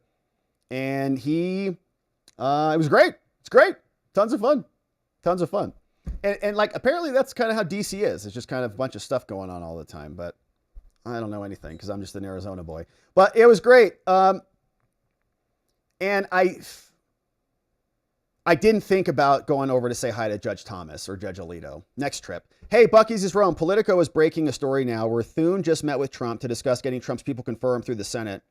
Thune will do it so long as Trump unfreezes funding for government programs the Democrats want. And this is why I refuse to vote. What the F is the point of Republicans if they don't play hardball? Says, here's a fun fact about all the documents getting released on the Democrats trying to overthrow a sitting president. It's more than enough probable cause to kick in people's doors at 4 a.m. to arrest them. Police literally do that every day for less evidence. The lack of arrests is all so tiresome. Sorry about that. Here we go. These are the comments. Thank you for that. Bucky's is Rome. D. Hontala. Thank you for that one. Hey, what's up? Tim Jake is here. Tim Jake, thank you for the nice dono. Says, Durham Annex, derived from, tells the reader which authority and security classification guide, SCG, example, NSA Hum Int, was used to determine the original classification.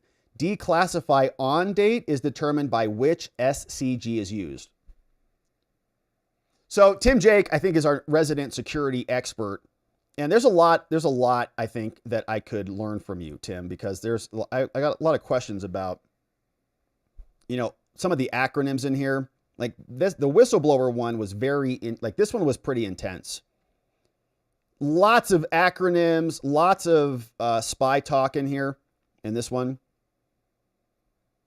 And I'm sure, when I read legal documents, I can kind of see kind of the pattern. So I'm sure the intelligence people can see the pattern, kind of can see the code, what's exactly, when they're writing in a way that the rest of us can't. So that's pretty interesting.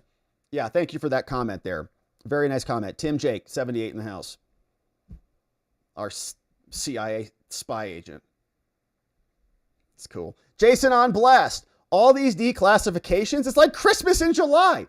Yeah, baby, that's why we're streaming till midnight. We don't care. Jason on Blast. Thank you, Jason, for bringing in 10 new membos. You're amazing. Dude Cow Sir. We got Optimus Cogito, Anthony Muma, R. Michelle, Stefan Norman, Lethal Old Fart is here, Mr. Zan Cap. We got Dree Am Lowski. What's up, Nurse D, and Elizabetham in the house. Great to have you here, courtesy of Jason on Blast. Jesser Bob, Rob, glad you had a great time. Do you remember the story of Epstein's Zorro Ranch? Yeah. Oh, yeah. That was just, yeah. I mean, this is I think we looked at photos and exhibits from inside. Yeah. It seemed like we discussed it was used for impregnating young ladies. He wanted hundreds of children. I can't remember the whole story. Yeah, that was part of it. But I think the investigation is going to show us something closer to this maybe cloning, etc. More so than a pedo ring. Jeffrey had a reproductive specialist say, stay there if memory serves. I know there are watchers with better memories and knowledge than I. Yeah, I think there was some conversation about that, about how he wanted to spread his seed. He thought he had like special DNA or something. I think he had a plan to impregnate the world and spread his DNA all over the world. The guy was nuts. We won't get behind all the Russiagate intrigue until Stephen Halper, Joseph Misfood, and Igor Danchenko are somehow rounded up and compelled to testify. Yeah, and they were the OGs on this whole thing. So Igor was the source for Christopher Steele, allegedly, and had also had a lot of problems with the FBI up until that point. And yeah, I think you're right about that, Don. I think there's there's a lot of additional digging to go. So I'm wondering if that's going to be the slow drip over the next couple days, weeks, months. Hey, Trickhead, what's up, Trickhead? 1 month as a membo. First month's the hardest, gets easier from there. Surely Trump was privy to these documents in 2016? Yeah, I would say so. I mean, I don't why did John Ratcliffe not get any of this out when he was DNI? Why did Tulsi have to release it? Why didn't John Ratcliffe do it? I don't know. We know Mike Pompeo's a piece of work, so he was the CIA director, so maybe that's why. Maybe he was the one who kept a lot of this under lock and key. But yeah, I mean, they existed, I would imagine. The Durham stuff didn't exist because that came out later in 23, but you would imagine the original intelligence was somewhere, right? That Tulsi could have had it. I'm sorry, that Ratcliffe could have had it. Bucky's is Rome. Says, it's very sad that our first African-American president will be judged in history as the most inept, corrupt, wasteful, subversive, destructive, and divisive president ever. A man elected because of the color of his skin rather than the content of his character. Man, that's a pretty heavy one. Yeah, I mean, I just think Obama was just a terrible liberal. I don't even care anything about his skin color. He's just a terrible, terrible liberal. They're just all liberals. I don't care what color they are. They're communists. My brother was a communist. I'd be mad at him. Hey, what's up? Bucky's is Rome. Shared this one. True Thune. Oh man, Thune is seeking to break the logjam in Congress. Man, thank you, Bucky's, for that heads up. Hey, Guillotine Builder. At the Capitol? First Amendment solutions won't fix Second Amendment level problems like the one that are plaguing our nation. When are we going to get real about that? So, it's a good question, Guillotine Builder. We prefer peaceful resolutions to everything, obviously. And we hope for nice, peaceful political resolutions. And we just want a bunch of things, so hopefully we get that. Thank you for the comment. Defective Potato. If I remember correctly, Durham had a Q&A with Congress about his report, and I'm 99% sure he was asked about this, and he lied to Congress. Yeah, maybe. I don't remember exactly his testimony, but it'd probably be worth going through again. Charge Durham. Bucky's is Rome. The Republican controls all three branches of government. Why would they negotiate with the people who tried overthrowing a sitting Republican president? Because the Republicans are part of the Uniparty. They get all that same grifting money, just on the other end of things. Hey, Elena.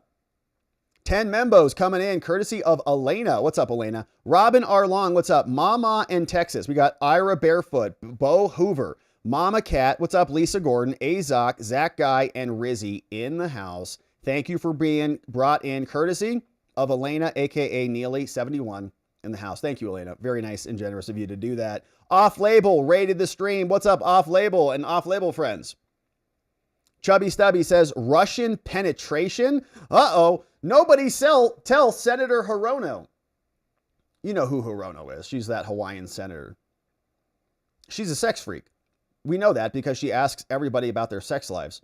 But did you know this? We have a member in our locals community who has gone on 8 dates with Senator Hirono, but he practices Shomer Nagaya. And his name is Defrauded in China. It's been wild scene in our locals community. He's telling us all about their dates. Hey, Bruce Rice Baby in the house. Thank you, Bruce Rice Baby. Dun, dun, dun, dun, dun, dun, dun. What's going on? Larry Wells is in the house. We got Just Kane.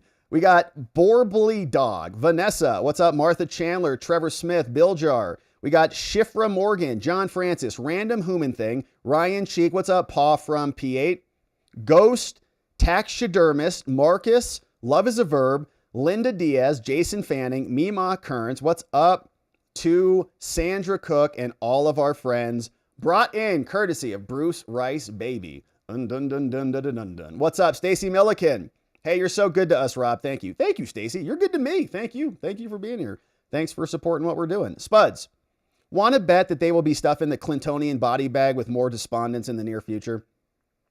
Dead people don't answer subpoenas and can't be indicted. Yeah, that's true. Hopefully that does not happen. Hey, Doan, each doc drop by Tulsi produces 20 more snitches. Yeah, and there's bravery, I think, honor, courage, integrity. That's contagious. So hopefully it spreads. What's up? Good job, Benny. Hey, Benny Boy, 7670. Thank you, Benny Boy. Rob, you should look into Evelyn Farkas. She seemed to have been in the right place at the right time. She appears to be able to have amazing predictive power video 8 years ago. Won't let me post the link to the interview on PBS. Evelyn Farkas. Amazing predictive powers. Well, I don't even know what it is. Yeah, thank you for that. Doesn't even ring a bell. Evelyn Farkas. Sounds like a good one. All right, let me write that down real quick. Evelyn Farkas. American National Security Advisor and Foreign Policy Analyst, current Executive Director of the McCain Institute. That's a good one. Thank you, Benny Boy. Looking at her now. Voice of the People. Hey, hope you had a great trip. It was a great trip. It was quick. It's quick. Out and back. But it was amazing. It was really good. And I got, I think, inspired. I got some, you got to go fill your cup and see other people doing inspirational things. Like, man, I got to work harder, man. Look at all these dudes working so hard. I got to work harder now.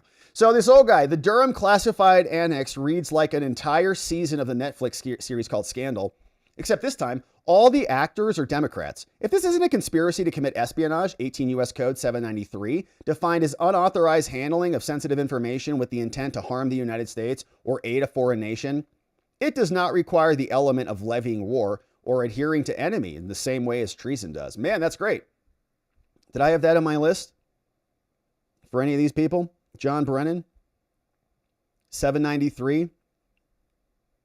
No, I did not. That's a good one. All right, we'll add that one. 18 U.S. Code 793. That's a good one. We'll keep that in mind. Thank you for that, this old guy. What's up? Chat with me. I think Brennan sounds like he's informing his loyalists what he wants them to do. That's right.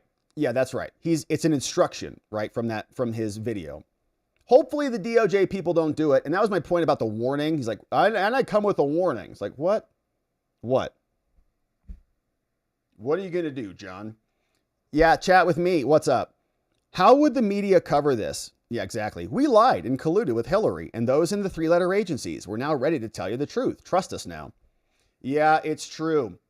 That's why they're all complicit in it. And that's why nobody wants to talk about it. In fact, I was looking at the screen and they were talking about all different things except Fox. Stacy Milliken, what's going on? It's almost 11:30. I have to sleep. I can't finish this stream. I hope you all have a great night. Thank you, Rob, for all you do. Good night, all. Stacy Milliken, sweet dreams to you. You're probably in stage 2 REM right now, and we're hopeful it's just enjoyable. Tony, hey, Munkets, why are you on so late? And why does everybody have numbers after their name now? It's kind of scaring me. What? People have numbers after their name?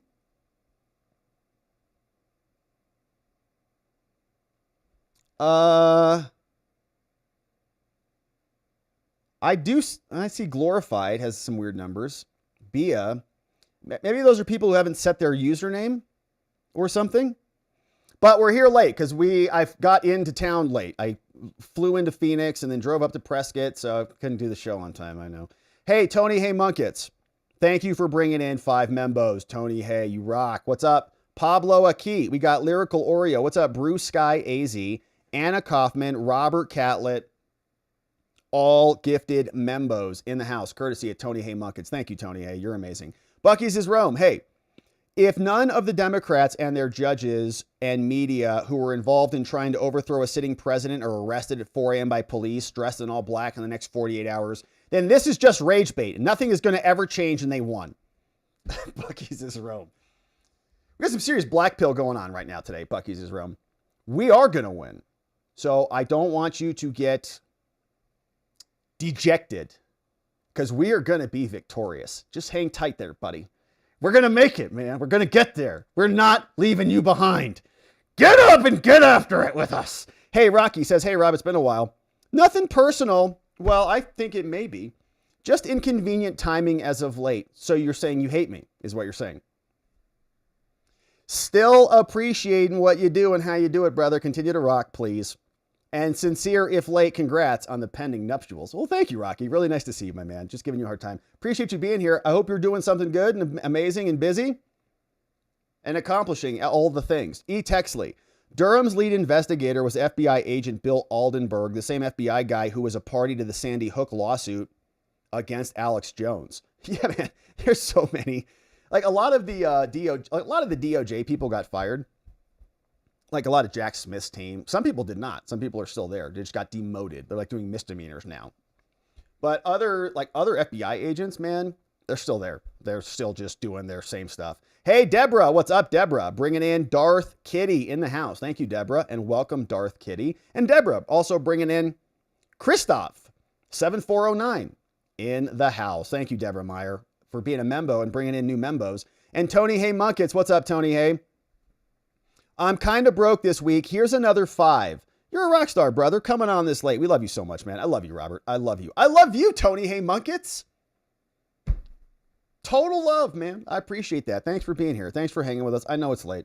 Thank you for joining us at this late hour. And my friends, let's say hello to our friends on X. We'll take some locals comments here too. And then we'll get back to our after party schedule tomorrow. Since it's such a late night tonight, we'll just call it. But we got some comments. We got some comments over on X today. We got this one from James Pepper. You know, it's about to be Friday, not Tuesday. I know. I don't know why I thought it was Tuesday. I was in the wrong screen. Paul Mino says, I recommend this book for your viewers to help in case of a repeat of your previous broadcast. I'm here to help. Of course, our prior broadcast has some audio problems. Here's one. Lip reading. Edward Bartlett Nietzsche. Lip reading. Principles and Practice, a handbook for teachers and self-instruction. Why does he have the Vitruvian Man on there? Does that have something to do with lip reading?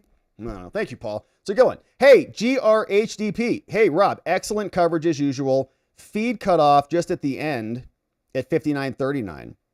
No chat? F you, says Aaron. I don't know. I guess did we not turn it on? Let's never forget these criminals have been protected all along the way by the corrupt judicial. The entire filthy system must be cleansed. Hold all of them accountable. Peacefully, politically cleansed. Yeah. And James Pepper, it is about to be Friday, not Tuesday, man. Good stuff. Nice to see everybody over there, over on the X platform. Thanks for following us over there. Let's say hello to some locals comments because, man, I saw this one come in from Knox, and I think it's appropriate to share, hopefully, with everybody here. We've got Knox sharing this. It is with much sadness. Knox Bierman is a defense attorney in Texas. You know who she is. She's amazing. It is with much sadness that I announce the passing of my neighbor's young niece. Thank you to all who donated. She did have a wonderful time at her fundraisers. This is so sad. Here is her obituary link. Man, I'm sorry to hear that. Sadie, you're amazing. That's sad. God's blessings come from, may God's blessings heal. Nancy, I noticed the organizer. Okay, so yeah, we'll let them have that conversation. Thank you for that. And Nikki B, juicy can be very interesting. And Hardened Patriot, didn't Obama in 2016 designate our elections as critical infrastructure as well? Yeah, I think so. I think he has done that. Definitely. So a couple locals comments. I know it's late. We got, what's up, Rocky? Live, but not extremely lively. Live, but not extremely lively. Can you guys watch like my energy levels just kind of like tank over 3 hours? What's going on? I feel great. I feel like we're going, babe. Hate is such a strong word. Is the stream still going or is locals wonky? No, we're live right now. We are wrapping it up because we got to get to bed because we got another stream tomorrow morning. What's up? This one, Rocky. Rob, when you met Emil, did you call him Mr. Bove or Mr. Beauvais? You usually pronounce it Bove, no? I actually called him Emil, actually. I didn't say Mr. or anything. I said, hey, Emil. Hey, Emil, congratulations. I said, hey, Todd. Love your work, Todd. I called them by their first names. Maybe that's not really appropriate, but that's what I did. That's exactly what I did. The heck kind of image is this? Oh, gosh. Oh, gosh. We got Nancy Pelosi's boobs hanging out over on locals. Oh, my goodness. Hey, Cater Biller. Cater Biller 04. Thank you, Rob. Thank you, Cater Biller. Thanks for joining us today and for being here. It's going to be a beautiful stream tomorrow. Of course, we're excited about it. Rocky, I was referring to the chat. Good to see you. All right, so my friends, let us leave it there on the day. Let me make sure we're not missing anything. Donut, thank you for clipping for us. We have the best mods in the whole world. Thank you to Donut. Thank you to John. Thank you to K-Bean, Carrie B. We haven't seen them in the mornings because we haven't done any morning streams this week. K-Bean and Carrie B, shout out. We got Jigum, Just Rhonda, Elliot. We got Janek, Dog Digger, and Neuro D over on Rumble. We appreciate our mods. We love our mods. And thank you, Donut, for clipping for us today on this late, extra long stream. My friends, here is the GoFundMe. Man, so she passed. Terrible. So peace to this family, man. Prayers up for this family. Ellie Faith's fight against DIPG. Sounds like she has passed. Heavy hearts to share. 6-year-old daughter diagnosed and is now passed, gone into heaven with our friends and family members up there who we will see again at some point, but not yet. Knox, thank you for... Knox has such a good heart, Knox. We love you. Thank you for sharing this stuff and reminding us about these other things that are happening. Really awesome to have you. And Mr. Balloon Hand says, woo! Hey, Mr. Balloon Hands. Marine Corps veteran here, thank you, sir, says, but this message is not about me. I just wanted to celebrate a coworker of mine finally getting a 100% VA disability rating after getting out of the Army in 91. He had 0 when I started working with him 3 years ago. Well, that's awesome, Mr. Balloon Hans. Thank you for saying that. And shout out to your coworker of yours. And we appreciate you supporting him. And thanks for serving our country. And thanks for being a member over on our locals. We're very happy to have you. Thanks for being here, man. We appreciate that. And a great way to end the show. A great way. All right, so, friends, tomorrow it's going to be Friday. We're excited about it. But we'll be back in the morning. Membos, we'll see you in the morning. We'll do our members-only stream. We'll see what the day has in store for us. YouTube is directly interfering with your channel? It's probably true. That is probably true. If we were liberal, we'd be getting all those views. You know, they get so many views. It's crazy. It's like automatic. Anyways, it has been a great stream. And we're going to get some great sleep tonight. And we're going to come back in the morning to get into it again. So members, we'll see you back here in the morning. And then we'll be back at the regular time for the regular show. Back on track, back on schedule. And we'll see what the day has in store for us. And so, my friends, once again, thanks for being here. Thanks for your support. Thanks for all the donos. Thanks for the love. Thanks for the likes on the video. And thanks for being amazing. Thanks for the comments and the friendship and the fun. Thanks for being on the side of accountability, transparency, and justice, baby, because we're getting a lot of it lately and we're happy to see it. So we're going to pause here for the evening, but we are coming back tomorrow.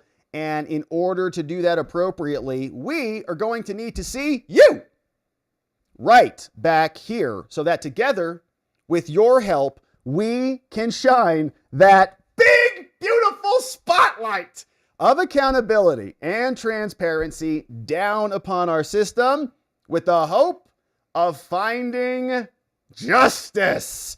Make it a beautiful night, my friends. Sleep very well. I'll see you right back here tomorrow. Bye-bye.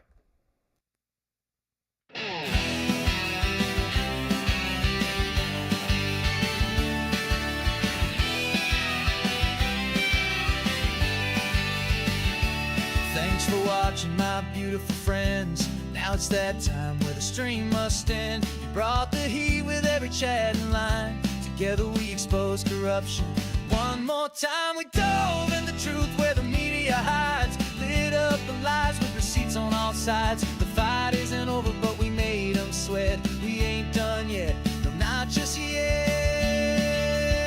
Because together we are watching the watchers. Truth on our side.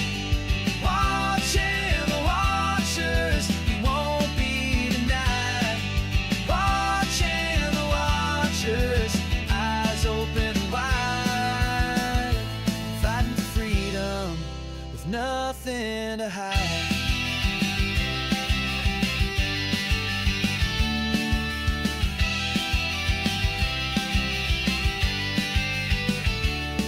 Drop a like and don't forget to share. And bring a friend who's ready to care. Tomorrow's lies are just today's news.